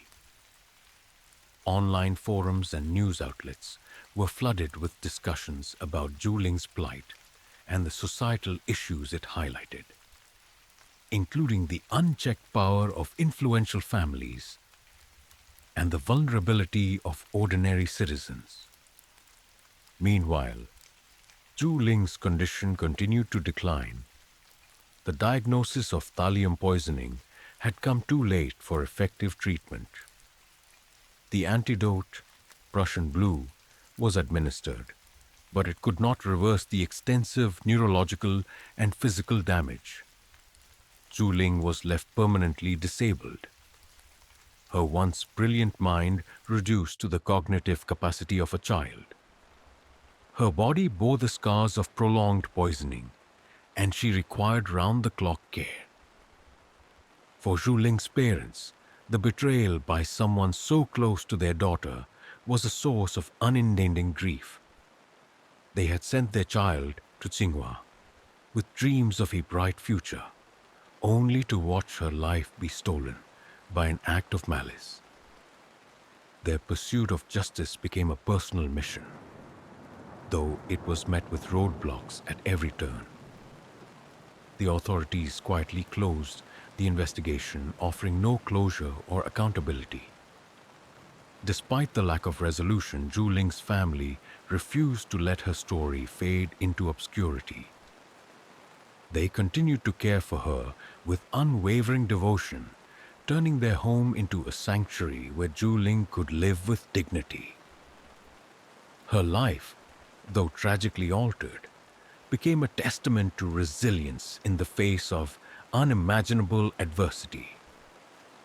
The betrayal Zhu Ling experienced at the hands of her closest friend remains one of the most haunting aspects of her story. It is a chilling reminder of how envy and ambition can corrupt even the most trusted relationships. For Zhu Ling, the journey from a promising young scholar to a victim of such calculated cruelty is a legacy that continues to echo, sparking conversations about justice, privilege, and the fragility of trust. The confirmation of thallium poisoning came too late to save Zhu Ling from the devastating effects of the toxin. By the time the diagnosis was made, her body had already suffered irreversible damage. The antidote, Prussian blue, was administered, but it could do little more than prevent further poisoning.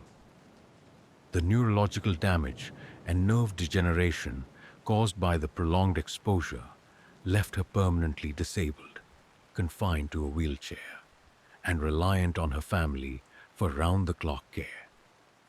Zhu Ling's condition was heart-wrenching. Once a brilliant chemistry student with a promising future, she now had the mental capacity of a young child. Her motor functions were severely impaired, her face partially paralyzed, and her ability to communicate almost entirely lost. Her parents, devastated by the transformation of their vibrant daughter, dedicated their lives to her care. They transformed their home into a sanctuary, ensuring Zhu Ling could live with as much dignity and comfort as possible. The systemic failures surrounding Zhu Ling's case extended beyond her diagnosis and treatment. The investigation into her poisoning had been quietly closed, leaving her family without justice or closure. Despite the overwhelming circumstantial evidence pointing to Sun Wei as the likely perpetrator, her influential family connections shielded her from prosecution. Sun Wei's departure from China, along with her name change and new life abroad, underscored the power of privilege in a system unwilling to challenge it. For Zhu Ling's parents, the lack of accountability was a bitter reality to accept. Their grief was compounded by the knowledge that the person responsible for their daughter's suffering might never face consequences. Despite their anger, they chose to focus on Zhu Ling's care, channeling their pain into ensuring her remaining years were as fulfilling as possible. Zhu Ling's story sparked a nationwide conversation in China about privilege, justice, and systemic corruption. Her case exposed the vulnerabilities of ordinary citizens in a system where influence and connections could override the pursuit of justice. Online forums and news outlets erupted with outrage, with many condemning the lack of transparency and accountability in the investigation.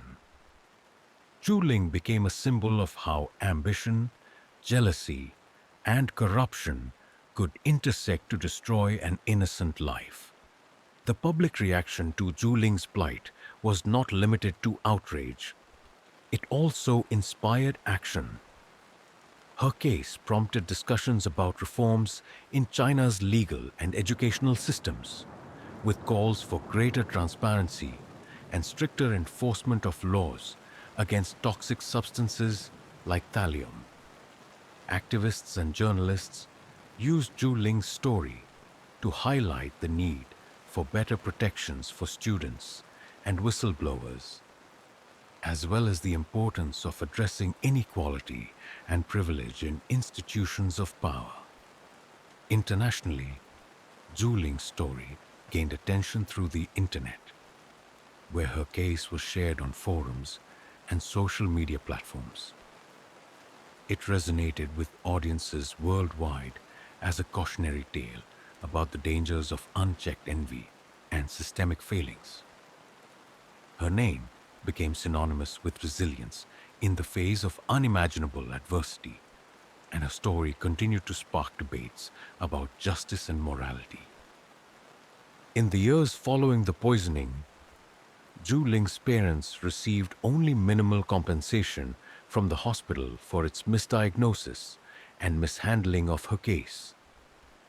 The sum, around $14,000, was a paltry acknowledgement of the enormous suffering their family had endured. The lack of meaningful accountability from both the hospital and the authorities left the family with little recourse but to move forward as best they could. Zhu Ling lived for nearly 3 decades after her poisoning, defying the odds stacked against her.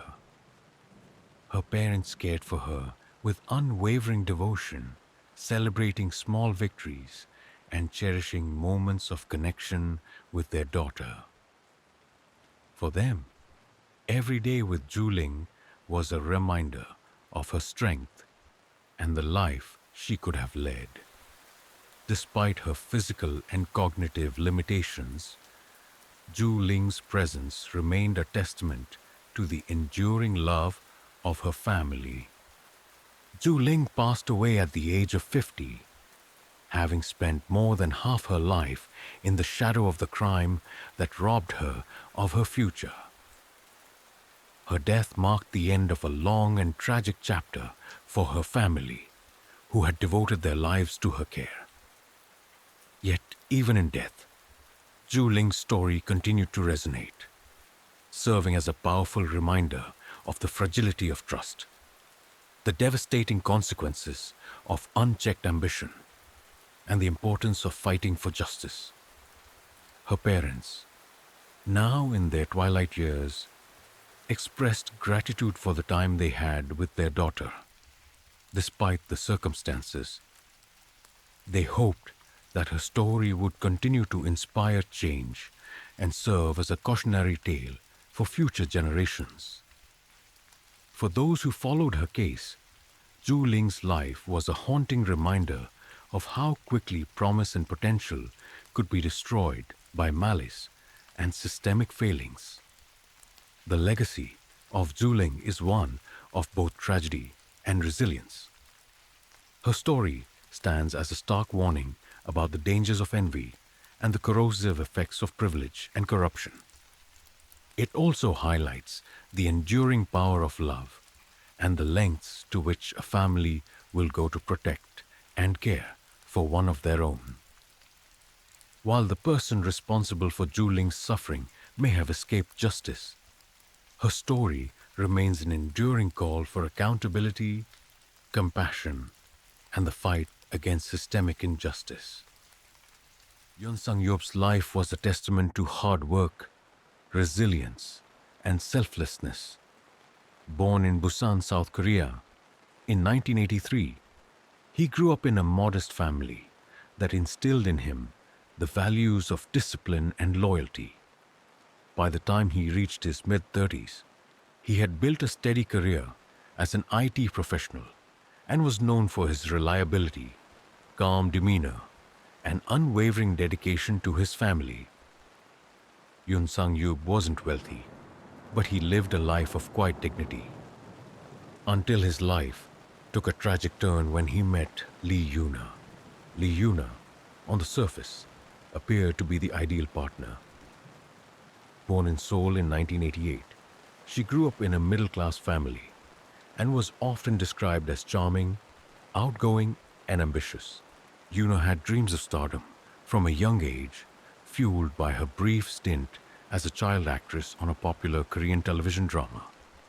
Though her fame was fleeting, it left an indelible mark on her personality, giving her a taste of the attention and admiration she craved. When her acting career didn't flourish, she pivoted to modeling and later pursued jobs in various industries, always chasing the next opportunity for success. Behind her polished exterior, however, Yuna harbored a darker side. Friends and acquaintances often described her as manipulative, with a knack for twisting situations to her advantage. Her relationships were frequently tumultuous, and she developed a reputation for prioritizing her own interests over others. By the time she met Yun Sang-yup in 2016, Yuna had already been through a string of failed relationships and financial struggles, leading her to seek stability and security in a partner. Yun Sang-yup and Lee Yuna met through mutual friends at a social gathering in Seoul. Yun was immediately captivated by Yuna's beauty and vivacious personality. She was everything he thought he wanted: confident, ambitious, and charismatic. Yuna, in turn, was drawn to Yun's steady and dependable nature. To those around them, the relationship seemed like a perfect match, a blending of opposites that complemented each other. However, beneath the surface, cracks began to form early in their relationship. Yuna's extravagant lifestyle clashed with Yun's more frugal habits, and her demands for expensive gifts and luxurious outings quickly drained Yun's finances. Still, Yun, ever the optimist, believed he could provide for Yuna and give her the life she desired. He took on extra shifts at work, borrowed money from friends, and even dipped into his modest savings to keep her happy. In 2018, Yoon proposed to Yuna in a small, intimate ceremony on the beaches of Jeju Island. She accepted with enthusiasm, and the couple soon married in a lavish ceremony that Yoon couldn't truly afford. To pay for the wedding, he took out loans and used credit cards, plunging himself into debt. Yet, he saw it as a worthwhile sacrifice for the woman he loved. For a time, their marriage seemed to settle into a routine. Yoon worked tirelessly to support Yuna, while she focused on building her social media presence, aspiring to become an influencer. Yuna's followers admired her glamorous posts, filled with designer handbags, luxurious vacations, and high-end dining experiences. Few realized that behind the facade, Yoon was silently bearing the financial burden of funding her lifestyle. Yuna's true nature began to reveal itself as her expectations grew increasingly unreasonable. She pressured Yoon to buy a luxury apartment in Gangnam, South Korea's most expensive district, claiming it was essential for her image as an influencer. Yoon, already stretched thin, reluctantly agreed and secured a mortgage.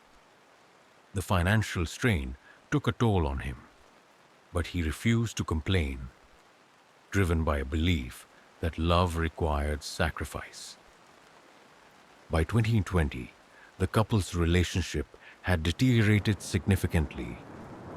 Yuna's lavish spending habits showed no signs of abating, and Yoon found himself juggling multiple jobs just to keep up with the bills. Friends noticed a change in Yoon. His once cheerful demeanor gave way to exhaustion and quiet desperation. When they asked if he was okay, he brushed off their concerns, unwilling to admit the extent of his struggles. Yuna, meanwhile, grew increasingly resentful of Yoon. Despite his efforts to provide for her, she saw him as a failure for not meeting her ever-growing demands. Her dissatisfaction manifested in cruel comments, emotional manipulation, and even infidelity. Yoon discovered messages on her phone from another man but chose to confront her with compassion rather than anger. Yuna denied the allegations, dismissing Yoon's concerns as paranoia. As the months passed, Yuna's behavior became more erratic. She often left the house without explanation, disappearing for hours or even days at a time. When Yoon questioned her, she responded with hostility, accusing him of being controlling and untrusting. Yoon, desperate to salvage their marriage, sought counseling, but Yuna refused to attend, insisting there was nothing wrong. In late 2020, Yuna introduced Yoon to two men, Joe and Leo, whom she described as business partners for her new venture. She claimed they were helping her launch an online boutique, and Yoon, ever supportive, offered to help with the initial investment. Unbeknownst to him, Joe and Leo were not business partners but accomplices in a plan that would lead to his untimely death. Yuna's plan began to take shape as she began discussing the idea of life insurance with Yoon, framing it as a responsible financial decision.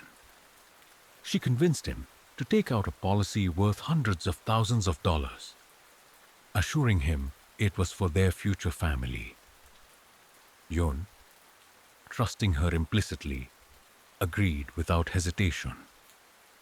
In early 2021, Yoon began experiencing strange symptoms, persistent fatigue, nausea, and difficulty breathing.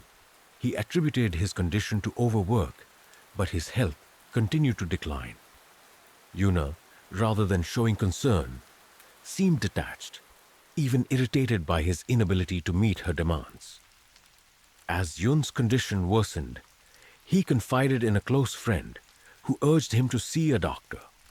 Yun promised to make an appointment, but never did. Unbeknownst to Yun, his declining health was not due to stress or overwork. Yuna had begun poisoning him, using a slow and insidious method to ensure his demise appeared natural. Her ultimate goal was to claim the life insurance payout and begin a new life, free from the financial constraints of their marriage. By March 2021, Yoon was bedridden, unable to work or care for himself. His family, sensing something was wrong, visited him unannounced and were shocked by his emaciated appearance. They begged him to go to the hospital, but Yuna intervened, claiming she was already taking care of him. She assured them he was simply recovering from exhaustion and needed rest. It wasn't until Yoon's tragic death weeks later that the truth began to unravel. What had appeared to be the story of a loving marriage was in reality a web of lies, manipulation, and calculated betrayal. Yoon Sang-yeop's death would soon become one of the most shocking cases in recent memory, as investigators uncovered the chilling extent of Yuna's deceit and greed. Yoon Sang-yeop's tragic death in March 2021 shocked his family and friends, but the true horror of the events leading to his demise would only come to light in the weeks that followed. To those who knew him, Yoon's sudden passing was heartbreaking but not entirely surprising. He had been visibly unwell for months. However, the circumstances surrounding his death began to raise suspicions, sparking an investigation that would uncover a calculated and sinister plan. Yoon's family had long been concerned about his declining health. His once strong frame had become frail and his complexion pale. He frequently complained of nausea, fatigue, and difficulty breathing. But Yuna dismissed his symptoms as minor, often chastising him for being lazy or overdramatic. Whenever his family suggested he seek medical attention, Yuna intervened, claiming she was already caring for him and that he simply needed rest. In the final weeks of Yoon's life, his condition worsened dramatically. Bedridden and unable to work, he became completely dependent on Yuna. Friends and co-workers, alarmed by his absence and lack of communication, reached out to check on him. Yuna's responses were dismissive and evasive, often claiming Yoon was too tired to speak or that he was recovering under her care. Her indifference struck many as odd, but no one suspected the true depth of her betrayal. Yoon's family grew increasingly uneasy. They visited him unannounced in early March 2021, only to find him in a dire state, emaciated, weak, and barely able to speak. When they confronted Yuna, she brushed off their concerns, insisting that Yoon was merely overworked and needed time to recover. Despite her assurances, Yoon's family felt something was terribly wrong. They pleaded with Yoon to go to the hospital, but he refused, perhaps out of loyalty to Yuna or sheer exhaustion from the months of illness. On March 17, 2021, Yoon Sang-yeop passed away in his home. Yuna reported his death as a result of a sudden heart attack, citing his long-standing health issues as the cause. The news devastated Yoon's family, who mourned the loss of their beloved son and brother.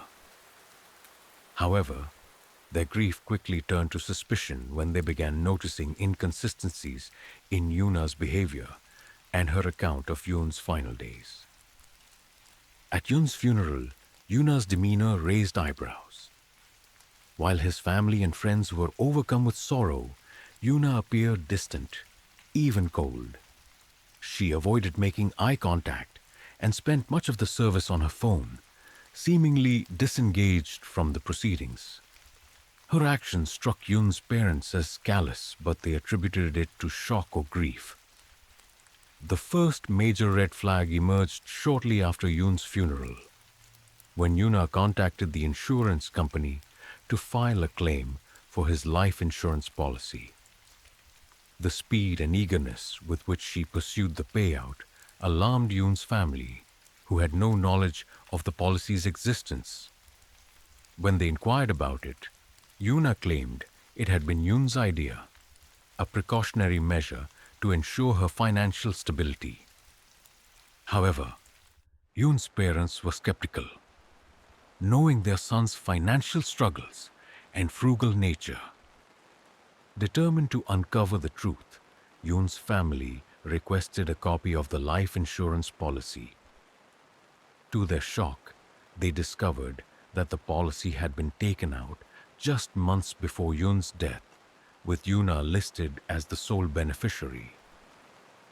The timing struck them as suspicious, particularly given Yoon's rapidly declining health around the same period.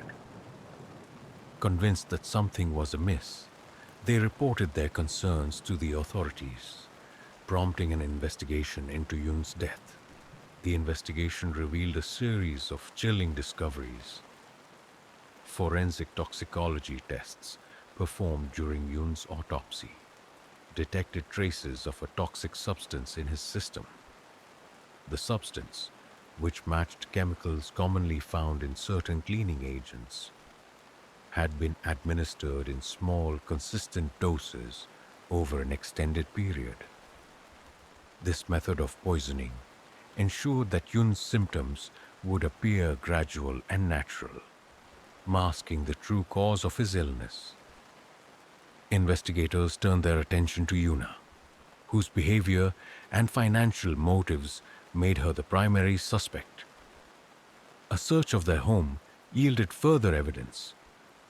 Bottles of cleaning agents hidden in unusual locations, online searches for slow-acting poisons, and handwritten notes detailing the dosages required to administer the substance covertly.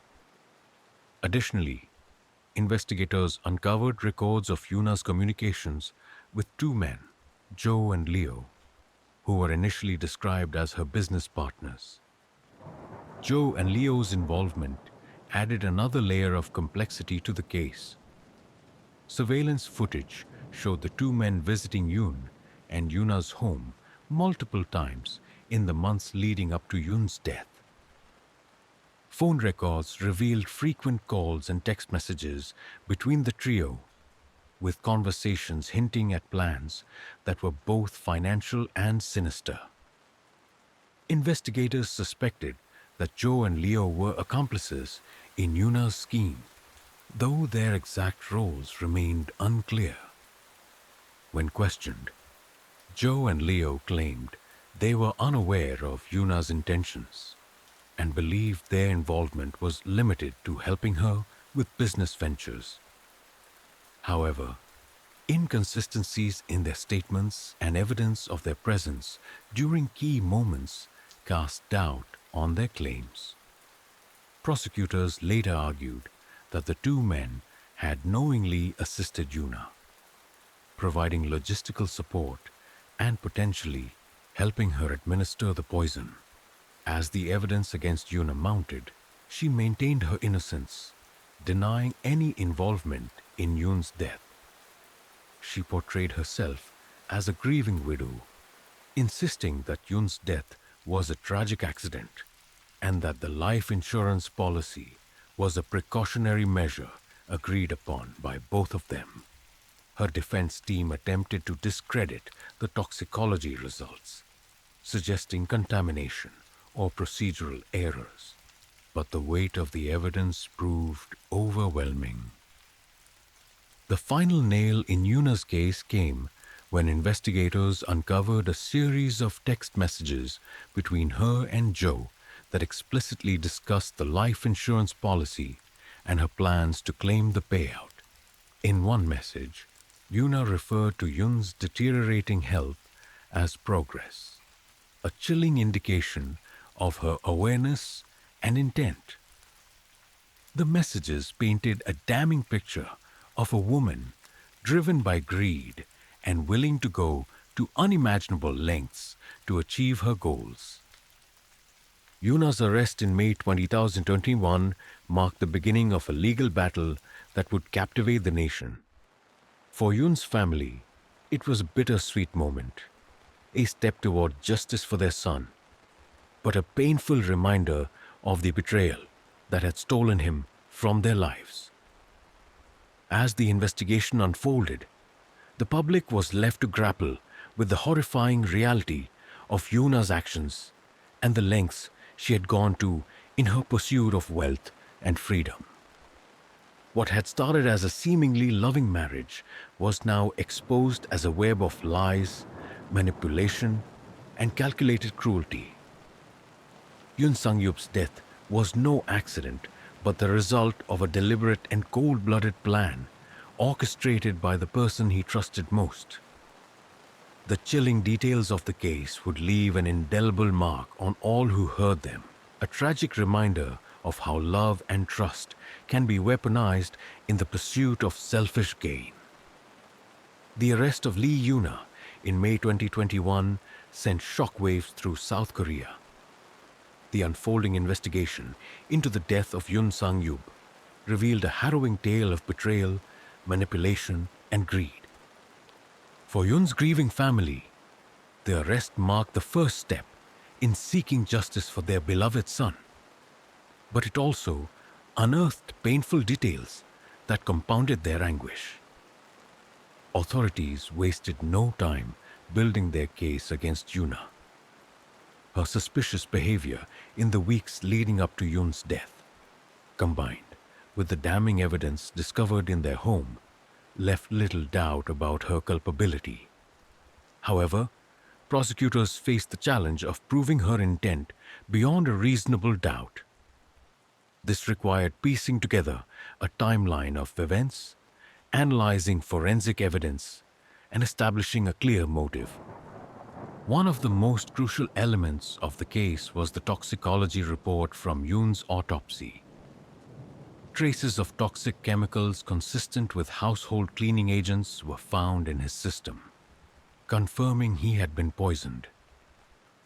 The slow, consistent administration of the substance over several months explained the gradual onset of his symptoms. Forensic experts testified that this method was deliberate and calculated, designed to mimic the effects of natural illness and avoid suspicion. Investigators also found traces of the same chemicals on everyday items in the couple's home, including Yun's water bottle, coffee mug, and even his food containers. These discoveries suggested Yuna had taken meticulous steps to administer the poison covertly. The evidence painted a chilling picture of a woman who had weaponized trust and intimacy to carry out her plan. In today's digital age, online activity often provides crucial insights into criminal intent, and Yuna's case was no exception. Investigators uncovered a series of internet searches on her devices, including phrases like slow-acting poisons, undetectable toxins, and symptoms of poisoning. These searches dated back to late 2020, coinciding with the period when Yun first began exhibiting symptoms. Text messages and emails further solidified Yuna's motive. Communications between Yuna and her alleged accomplices, Joe and Leo, revealed discussions about Yun's life insurance policy. In one particularly damning exchange, Yuna referred to the policy as a ticket to freedom and described Yun's health decline as progress. These messages left little doubt about her intentions and implicated Joe and Leo as knowing participants in the scheme. Joe and Leo, initially described by Yuna as business partners, became key figures in the investigation. Surveillance footage showed the two men visiting Yuna and Yun's home multiple times, often during periods when Yun's condition worsened. While both men denied any direct involvement in the poisoning, their communications with Yuna suggested otherwise. Prosecutors argued that Joe and Leo provided logistical support, helping Yuna acquire and administer the poison. Bank records revealed suspicious transactions between Yuna and the two men, including large cash withdrawals and payments that coincided with purchases of household chemicals. Additionally, a witness testified to overhearing Joe boast about his connection to a big payout, further linking him to the scheme. Yuna's trial began in late 2021 and quickly became a media spectacle. Public interest in the case was fueled by the shocking nature of the crime, the betrayal of trust, and the broader implications of greed and manipulation in modern relationships. The courtroom was packed with reporters, legal experts, and members of the public eager to witness the proceedings.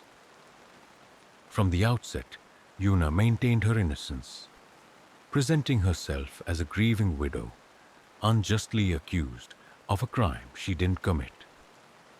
Her defense team argued that Yun's death was the result of natural causes exacerbated by overwork and stress. They attempted to discredit the toxicology findings, suggesting contamination or procedural errors. However, the weight of the evidence against Yuna made it difficult for her defense to gain traction. Prosecutors methodically presented their case, starting with forensic evidence and expert testimony. Toxicologists explained how the poison was administered and the effects it would have had on Yun's body. They emphasized the deliberate nature of the poisoning, arguing that the slow progression of symptoms was designed to avoid detection and raise no immediate alarms. The prosecution also called Yun's family and friends to the stand, who testified about his declining health and Yuna's dismissive attitude. Yun's mother tearfully recounted her visit to their home just weeks before his death, describing her shock at his emaciated appearance and Yuna's cold demeanor. These emotional testimonies painted a stark contrast between Yun's suffering and Yuna's indifference. The most damning evidence came from Yuna's digital footprint. Prosecutors presented her internet search history and text messages, which left little doubt about her intent. The jury listened intently as prosecutors read aloud Yuna's chilling messages, including her reference to Yun's health as progress and her plans for the life insurance payout. These messages, coupled with the timing of the policy, established a clear motive for the crime. Joe and Leo also faced trial, charged as accomplices in the scheme. Their testimonies were riddled with inconsistencies, and both men attempted to minimize their roles in the crime. However, the evidence against them, including financial transactions and communications with Yuna, proved overwhelming. Prosecutors argued that while Yuna was the mastermind, Joe and Leo had knowingly aided her plan, making them complicit in Yun's death. After weeks of testimony, the jury deliberated for just 3 days before reaching a verdict. Yuna was found guilty of first-degree murder, conspiracy to commit fraud, and tampering with evidence. Joe and Leo were convicted of conspiracy and accessory to murder. Yuna received a life sentence without the possibility of parole, while Joe and Leo were each sentenced to 20 years in prison. As the verdict was read, Yun's family wept openly in the courtroom. For them, the convictions marked a step toward justice for their beloved son, though no sentence could ever erase the pain of losing him. Yuna, by contrast, showed little emotion, maintaining her innocence even as she was led away in handcuffs. The trial captivated the nation, sparking widespread discussions about trust, greed, and the darker side of human relationships. Many were horrified by the calculated nature of Yuna's crime and the betrayal she inflicted on the man who had loved and supported her. The case also highlighted the role of financial motives in crimes of passion, prompting calls for stricter regulations on life insurance policies. For Yun's family, the trial's conclusion brought some measure of closure, but their grief remained. They chose to honor Yun's memory by establishing a foundation in his name, dedicated to raising awareness about domestic abuse and financial exploitation in relationships. Through their efforts, they hope to prevent others from falling victim to the kind of manipulation and betrayal that had claimed Yun's life. The case of Yun Sang-yub and Lee Yuna remains a chilling reminder of how love and trust can be weaponized for personal gain. It serves as both a cautionary tale and a call to action, urging society to remain vigilant against the dangers of greed and unchecked ambition. For those who followed the trial, it was a story that revealed the darkest corners of human nature, leaving an indelible mark on all who heard it. The conviction of Lee Yuna and her accomplices marked the end of a harrowing legal battle. But for Yun Sang-yub's family, the pain of his loss remained an open wound. The aftermath of the case brought both resolution and lingering questions, as the nation grappled with the deeper implications of the crime. For Yun's family, friends, and the public, the tragedy was a stark reminder of the fragility of trust and the devastating consequences of greed. Yun's parents, who had been his strongest advocates during the investigation and trial, struggled to move forward in the wake of his death. The courtroom victories provided some measure of closure, but no verdict or sentence could erase the memory of their son's suffering. Yun's father, a stoic and reserved man, spoke during the sentencing, describing Yun as a kind and selfless son who had always put others before himself. His voice broke as he pleaded for society to learn from his son's story, to recognize the signs of manipulation and act before it was too late. Yun's mother channeled her grief into advocacy, creating the Sang-yub Foundation, an organization dedicated to raising awareness about financial exploitation and domestic abuse. Through the foundation, Yun's family hosted workshops and campaigns aimed at educating individuals about the warning signs of toxic relationships and the dangers of financial control. Their efforts resonated deeply with the public, turning their personal tragedy into a source of empowerment for others. The case sparked widespread outrage and fascination across South Korea, dominating headlines and social media for months. Many were horrified by the calculated nature of Yuna's crime, the betrayal of trust, and the role that financial motives played in Yun's death.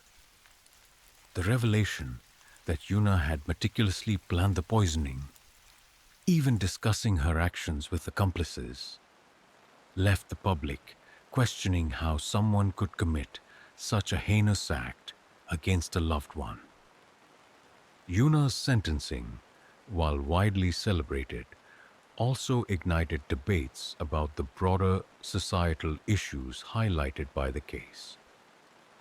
Commentators pointed to the cultural pressures surrounding appearances and material success, arguing that Yuna's obsession with wealth and status reflected deeper societal problems. Others focused on the legal system, calling for stricter regulations on life insurance policies to prevent similar crimes in the future. The involvement of Joe and Leo further fueled public interest. Their roles as accomplices and their relatively lenient sentences compared to Yuna's life imprisonment sparked discussions about accountability and the need for harsher penalties for those who facilitate such crimes. Many questioned how two individuals could knowingly participate in a scheme so cruel and destructive.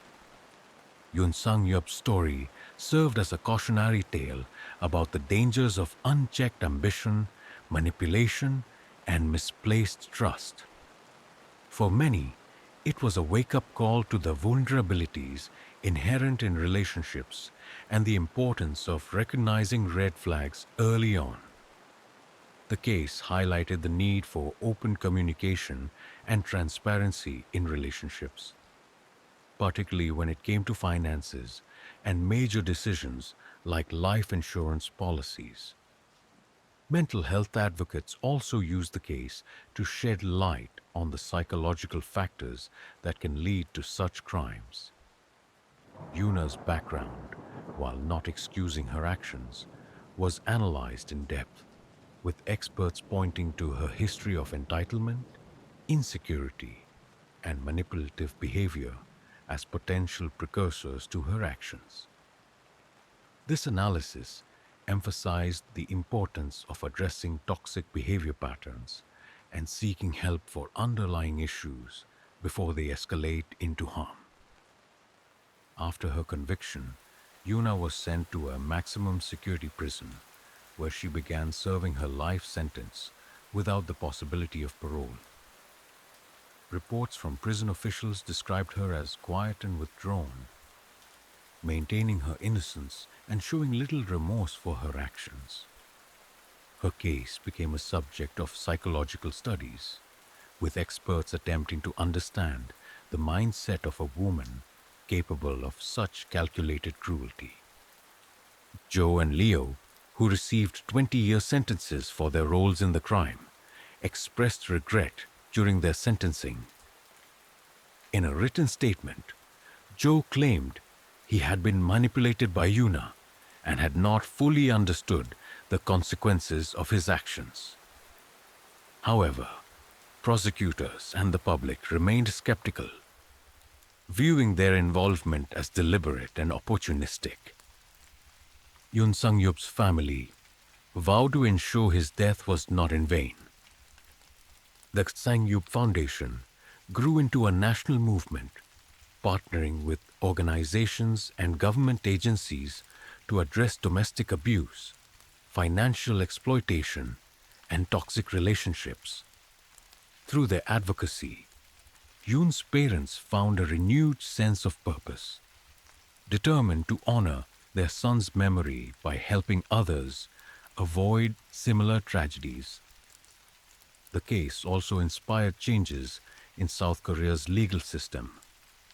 Lawmakers introduced stricter regulations on life insurance policies, requiring more rigorous background checks and oversight. Educational campaigns aimed at raising awareness about financial control and emotional abuse gained traction, with schools and workplaces incorporating these topics into their programs. The story of Yun Sang-yup and Lee Yuna is a chilling reminder of the depths to which human greed and manipulation can sink. It reveals the fragility of trust and the devastating impact of betrayal by someone so deeply intertwined in one's life. Yun's unwavering dedication to his wife, even in the face of her cruelty, speaks to the kind of person he was. A selfless and kind-hearted individual whose love was tragically weaponized against him. For those who followed the case, Yun's story is a call to action, to recognize the signs of manipulation, to protect loved ones from exploitation, and to demand accountability from a legal system that must prioritize justice over ambition. His legacy endures, not just through the foundation established in his name, but in the hearts of those who continue to fight for a world where trust and love are cherished, not exploited. Megan Newton was the kind of person who left an impression wherever she went. Born in 2001 in Stoke-on-Trent, England, Megan grew up in a close-knit family that valued compassion and resilience. Her friends and family often described her as someone who carried an innate warmth, the kind of young woman who could light up a room with her presence. Megan had an unwavering belief in the goodness of people and was always willing to lend a helping hand.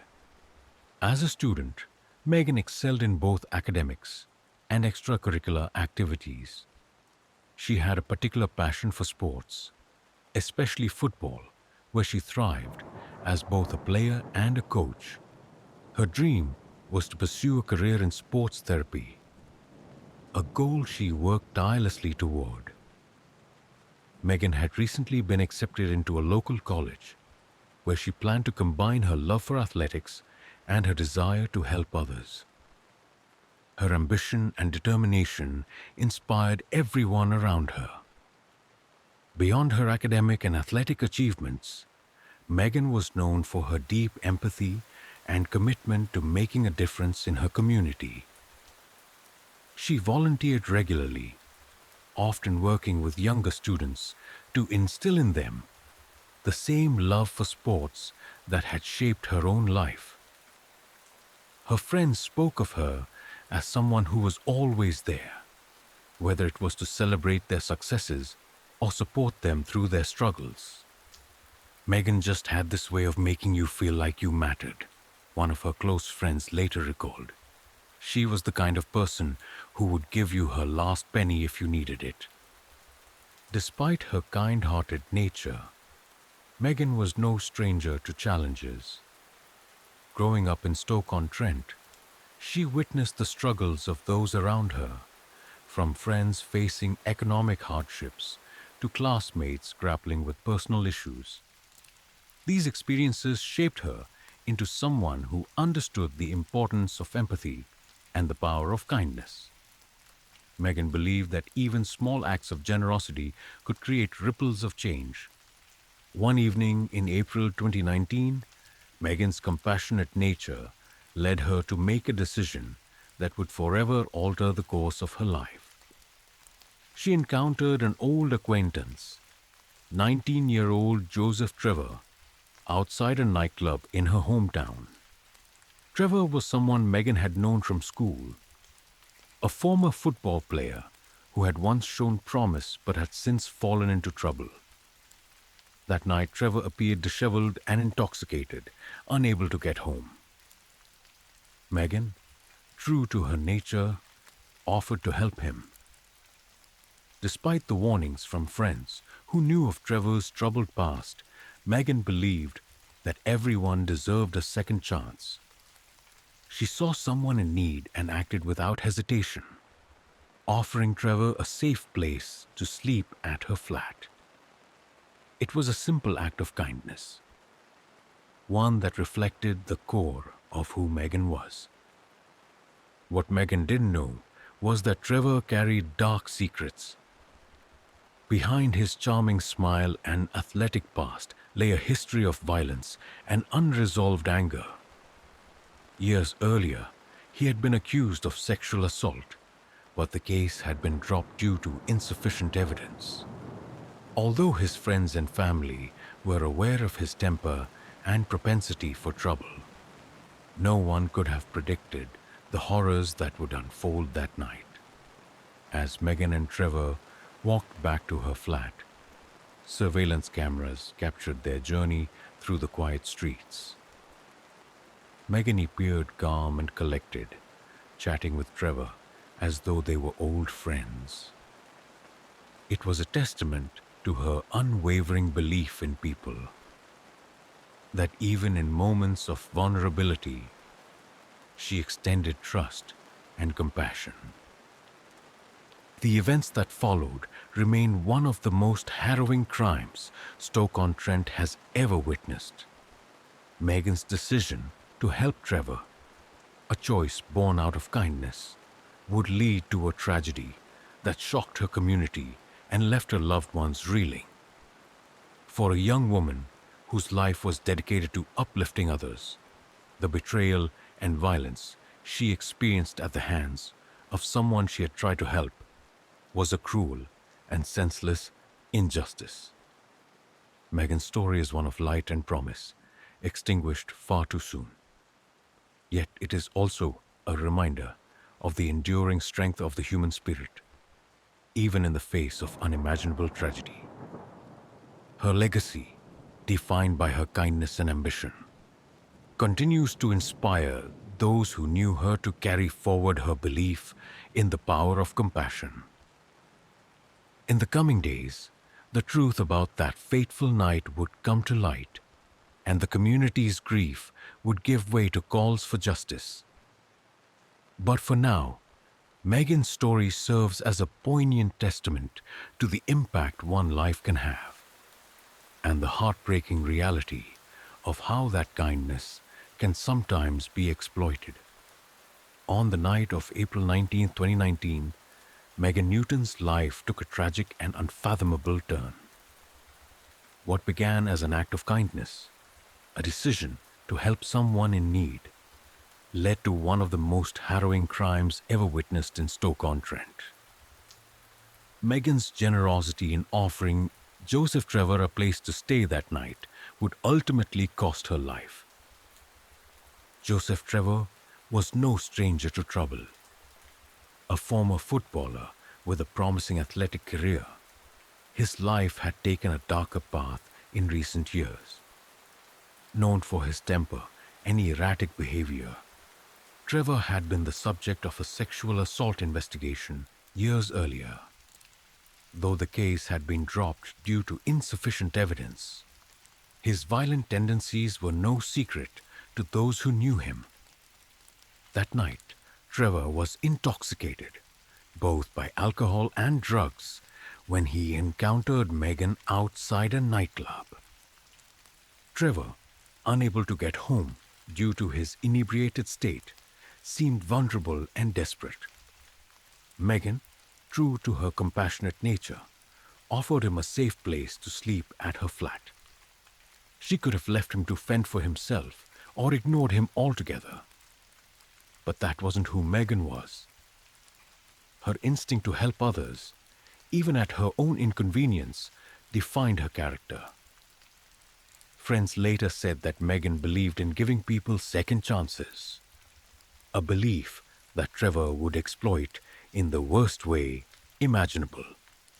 Surveillance cameras captured Megan and Trevor walking through the streets toward her flat. Megan appeared calm, chatting with Trevor as though they were old friends. Trevor, on the other hand, looked disoriented but compliant, stumbling slightly as they made their way. Megan had no reason to suspect that the man she was helping harbored violent intentions. The events that unfolded once they reached her flat are both horrifying and heartbreaking. Evidence presented during the investigation would later reveal that shortly after arriving, Trevor attacked Megan with brutal and unrelenting violence. In a savage outburst, Trevor raped Megan before strangling her to death. The violence was so severe that investigators later described it as one of the most brutal crimes they had ever encountered. Trevor's actions were calculated and chilling. After killing Megan, he took steps to cover his tracks. He left her lifeless body in the flat and attempted to flee the scene. Surveillance footage captured him leaving the building, his demeanor cold and composed. He discarded evidence along the way, including the keys to Megan's flat, before continuing to a nearby park. It was in this park that Trevor's mask of composure finally cracked. Overcome by the reality of what he had done, he sat on a bench and broke down. Witnesses later described seeing a young man crying uncontrollably in the early hours of the morning. When police arrived, responding to reports of a distressed individual, Trevor confessed almost immediately. "I've killed someone," he told the officers. It was a moment of clarity amidst the chaos he had unleashed, but it did little to undo the damage he had caused. Meanwhile, Megan's family and friends were waking up to a nightmare. Unaware of the tragedy that had occurred, her loved ones spent the morning trying to reach her. When Megan failed to respond to calls and messages, concern grew. By midday, the police had notified her family of her death, shattering their world in an instant.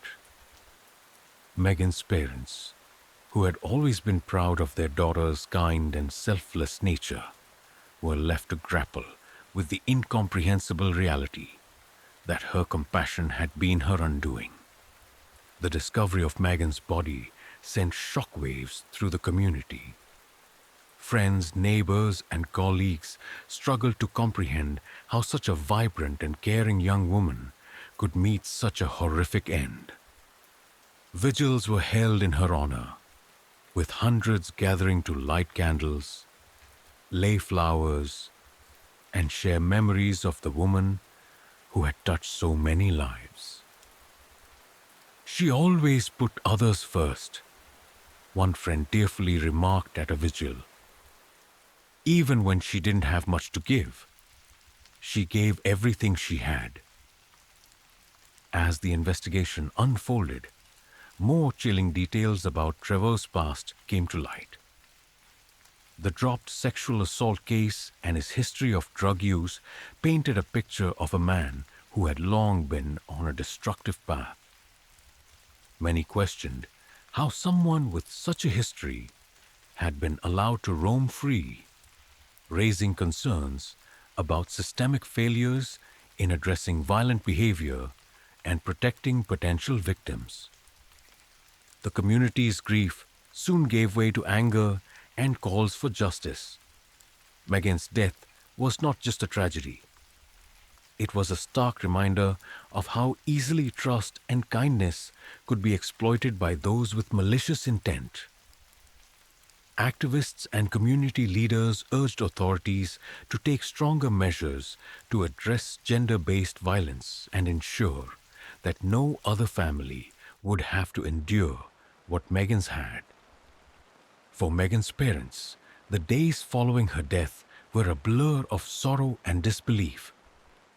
They described their daughter as a beacon of light, someone who believed in seeing the best in people, even when they didn't deserve it. "She was our pride and joy," her father said in a public statement. "She believed in helping others, and that's what she was doing when her life was taken." The crime that ended Megan's life was not just an attack on one person. It was an assault on the values of trust and compassion that she embodied.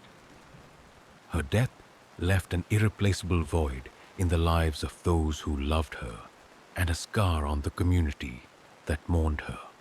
As the investigation continued and the case moved toward trial, Megan's story became a rallying cry for change, a reminder of the need to protect the vulnerable and hold perpetrators accountable. The kindness that defined Megan Newton's life was the very trait that led to her tragic end. Yet, her legacy of compassion and selflessness continued to inspire those who knew her. For a young woman whose life was dedicated to helping others, the community's response ensured that her spirit would never be forgotten. Megan's story was far from over. It was a call to action for justice, for change, and for a world where kindness is met not with betrayal, but with gratitude and respect. The investigation into Megan Newton's tragic death moved quickly, propelled by Joseph Trevor's immediate confession and the damning evidence left in his wake. However, as the harrowing details of the case unfolded, it became clear that justice for Megan would require a meticulous examination of the events and the failures that allowed Trevor to act unchecked. When Trevor was taken into custody in the early hours of April 20th, 2019, he admitted to the killing without hesitation. His chilling words, "I've killed someone," set the tone for what investigators would uncover. Officers rushed to Megan's flat, where they found her lifeless body. The scene was one of unimaginable brutality. Megan had been raped and strangled, her injuries so severe that seasoned detectives then described it as one of the most harrowing crimes they had ever encountered. The evidence against Trevor was overwhelming. DNA tests confirmed his presence at the scene, while surveillance footage corroborated his movements leading up to and following the attack. Investigators also recovered items Trevor had discarded in an attempt to cover his tracks, including Megan's flat keys. These findings painted a clear picture of a premeditated and calculated act of violence. As the investigation deepened, Trevor's past came under scrutiny. Records revealed that he had been investigated for a sexual assault as a minor, though the case had been dropped due to insufficient evidence.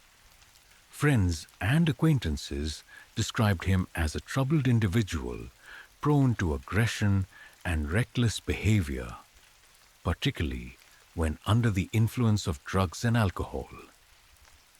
These revelations raised troubling questions about whether more could have been done to prevent Trevor from escalating to such a heinous crime. While investigators pieced together the case, Megan's family began to share their memories of the young woman whose life had been cut short. Her parents, devastated by her loss, described her as a kind and selfless soul who always put others before herself. Megan saw the good in everyone, her father said in a tearful statement. She believed in helping people, even when it wasn't easy. That's who she was. The community rallied around Megan's family, holding vigils and memorials in her honor. The outpouring of love and support underscored the profound impact Megan had on those around her. Yet, for her family, the grief was compounded by the knowledge that her kindness had been exploited in the most tragic way possible. They vowed to seek justice for Megan and to ensure that her story would not be forgotten. In late 2019, drawing intense public attention, the prosecution painted a chilling portrait of Trevor as a manipulative and violent individual who had taken advantage of Megan's kindness. They argued that his actions were deliberate and fueled by a sense of entitlement and a disregard for human life. The evidence was overwhelming, from Trevor's confession to the forensic findings and surveillance footage that placed him at the scene. The defense, meanwhile, attempted to portray Trevor as a troubled young man whose actions were the result of intoxication and impaired judgment. They argued that his drug and alcohol use on the night of the crime had clouded his decision-making, reducing his culpability. However, this argument was met with skepticism, given the calculated nature of Trevor's actions, including his attempts to cover up the crime. Throughout the trial, Megan's family sat in the courtroom, enduring the painful recounting of the events that led to her death. Their presence was a testament to their determination to see justice served, even as they grappled with their unimaginable loss. Friends and supporters of Meghan also attended in solidarity, ensuring that her story remained at the forefront of public consciousness. After weeks of testimony, the jury returned a unanimous verdict: guilty of murder and rape. Trevor's sentence was swift and severe: life imprisonment with a minimum term of 21 years. The judge, in delivering the sentence, condemned Trevor's actions as an act of pure evil and praised Meghan for her selflessness and kindness. Meghan's generosity and compassion were qualities that should have been cherished, the judge stated. Instead, they were met with betrayal of the worst kind. For Meghan's family, the verdict was a bittersweet moment. While it brought a sense of justice, it could never undo the pain of losing their daughter. "No sentence will bring Meghan back," her father said outside the courthouse. "But we're grateful that the person who took her from us will never be able to hurt anyone else." The trial and its outcome sparked widespread discussions about justice, violence against women, and the responsibility of society to protect the vulnerable. Activists and community leaders called for greater awareness and education around gender-based violence, as well as stronger measures to address the root causes of such crimes. Many questioned how Trevor's past behavior had gone unchecked, allowing him to escalate to such horrific violence. Meghan's story became a rallying cry for change, inspiring campaigns to raise awareness about the dangers of exploitation and the importance of supporting survivors of violence. Her family, despite their grief, pledged to continue her legacy of kindness and compassion. They established a foundation in her name, dedicated to promoting community support and preventing violence. As the community reflected on the trial's outcome, one message became clear: Meghan Newton's life, though tragically cut short, had left an indelible mark. Her kindness and selflessness were qualities that her family, friends, and supporters vowed to carry forward. Meghan believed in the power of compassion, her mother said. "It's up to all of us to make sure that belief lives on." While the trial brought closure to a painful chapter, Meghan's story continues to resonate as a testament to the strength of the human spirit and a call to action against violence and injustice. For those who knew her and those who were inspired by her story, Meghan's light remains undimmed, a beacon of hope in a world that desperately needs it. Meghan Newton's tragic death left an indelible mark not just on her family and community, but on the broader conversation about gender-based violence, systemic failures, and the societal values that allow such tragedies to occur. As her story gained national attention, it became a catalyst for change, shining a spotlight on the gaps in societal and legal systems and inspiring movements to ensure no other family would endure the heartbreak her loved ones faced. One of the most troubling revelations from Meghan's case was the systemic failure to address Joseph Trevor's history of violence. His prior sexual assault allegations, though ultimately dropped, highlighted significant gaps in the justice system's ability to monitor and intervene in cases involving high-risk individuals. Advocates argued that Meghan's death might have been preventable had these warnings been acted upon more rigorously. The case raised questions about the effectiveness of risk assessment protocols, particularly for individuals like Trevor, whose behavior indicated a clear propensity for violence. Critics called for the implementation of more robust systems to track and manage individuals with histories of violent or abusive behavior. The red flags were there. One expert noted, "We need to ensure that these signs lead to meaningful action, not just in Trevor's case, but in all cases like his." Megan's story also underscored the dangers women face in society, particularly when acts of kindness or trust are met with exploitation. Advocacy groups used her case to highlight the pervasive issue of gender-based violence, calling for greater awareness, education, and prevention measures. Megan's decision to help Trevor was a reflection of her compassion, but it also exposed how society often fails to protect women from individuals who seek to take advantage of their goodwill. Campaigns aimed at educating young people about consent, respect, and recognizing toxic behavior gained traction in the wake of Megan's death. Schools and community organizations introduced workshops and discussions on these topics, using her story as a powerful teaching tool. Megan's kindness shouldn't have been a liability. One campaign leader said, "We need to create a world where compassion is met with gratitude, not harm." The case also brought attention to the role of mental health and substance abuse in acts of violence.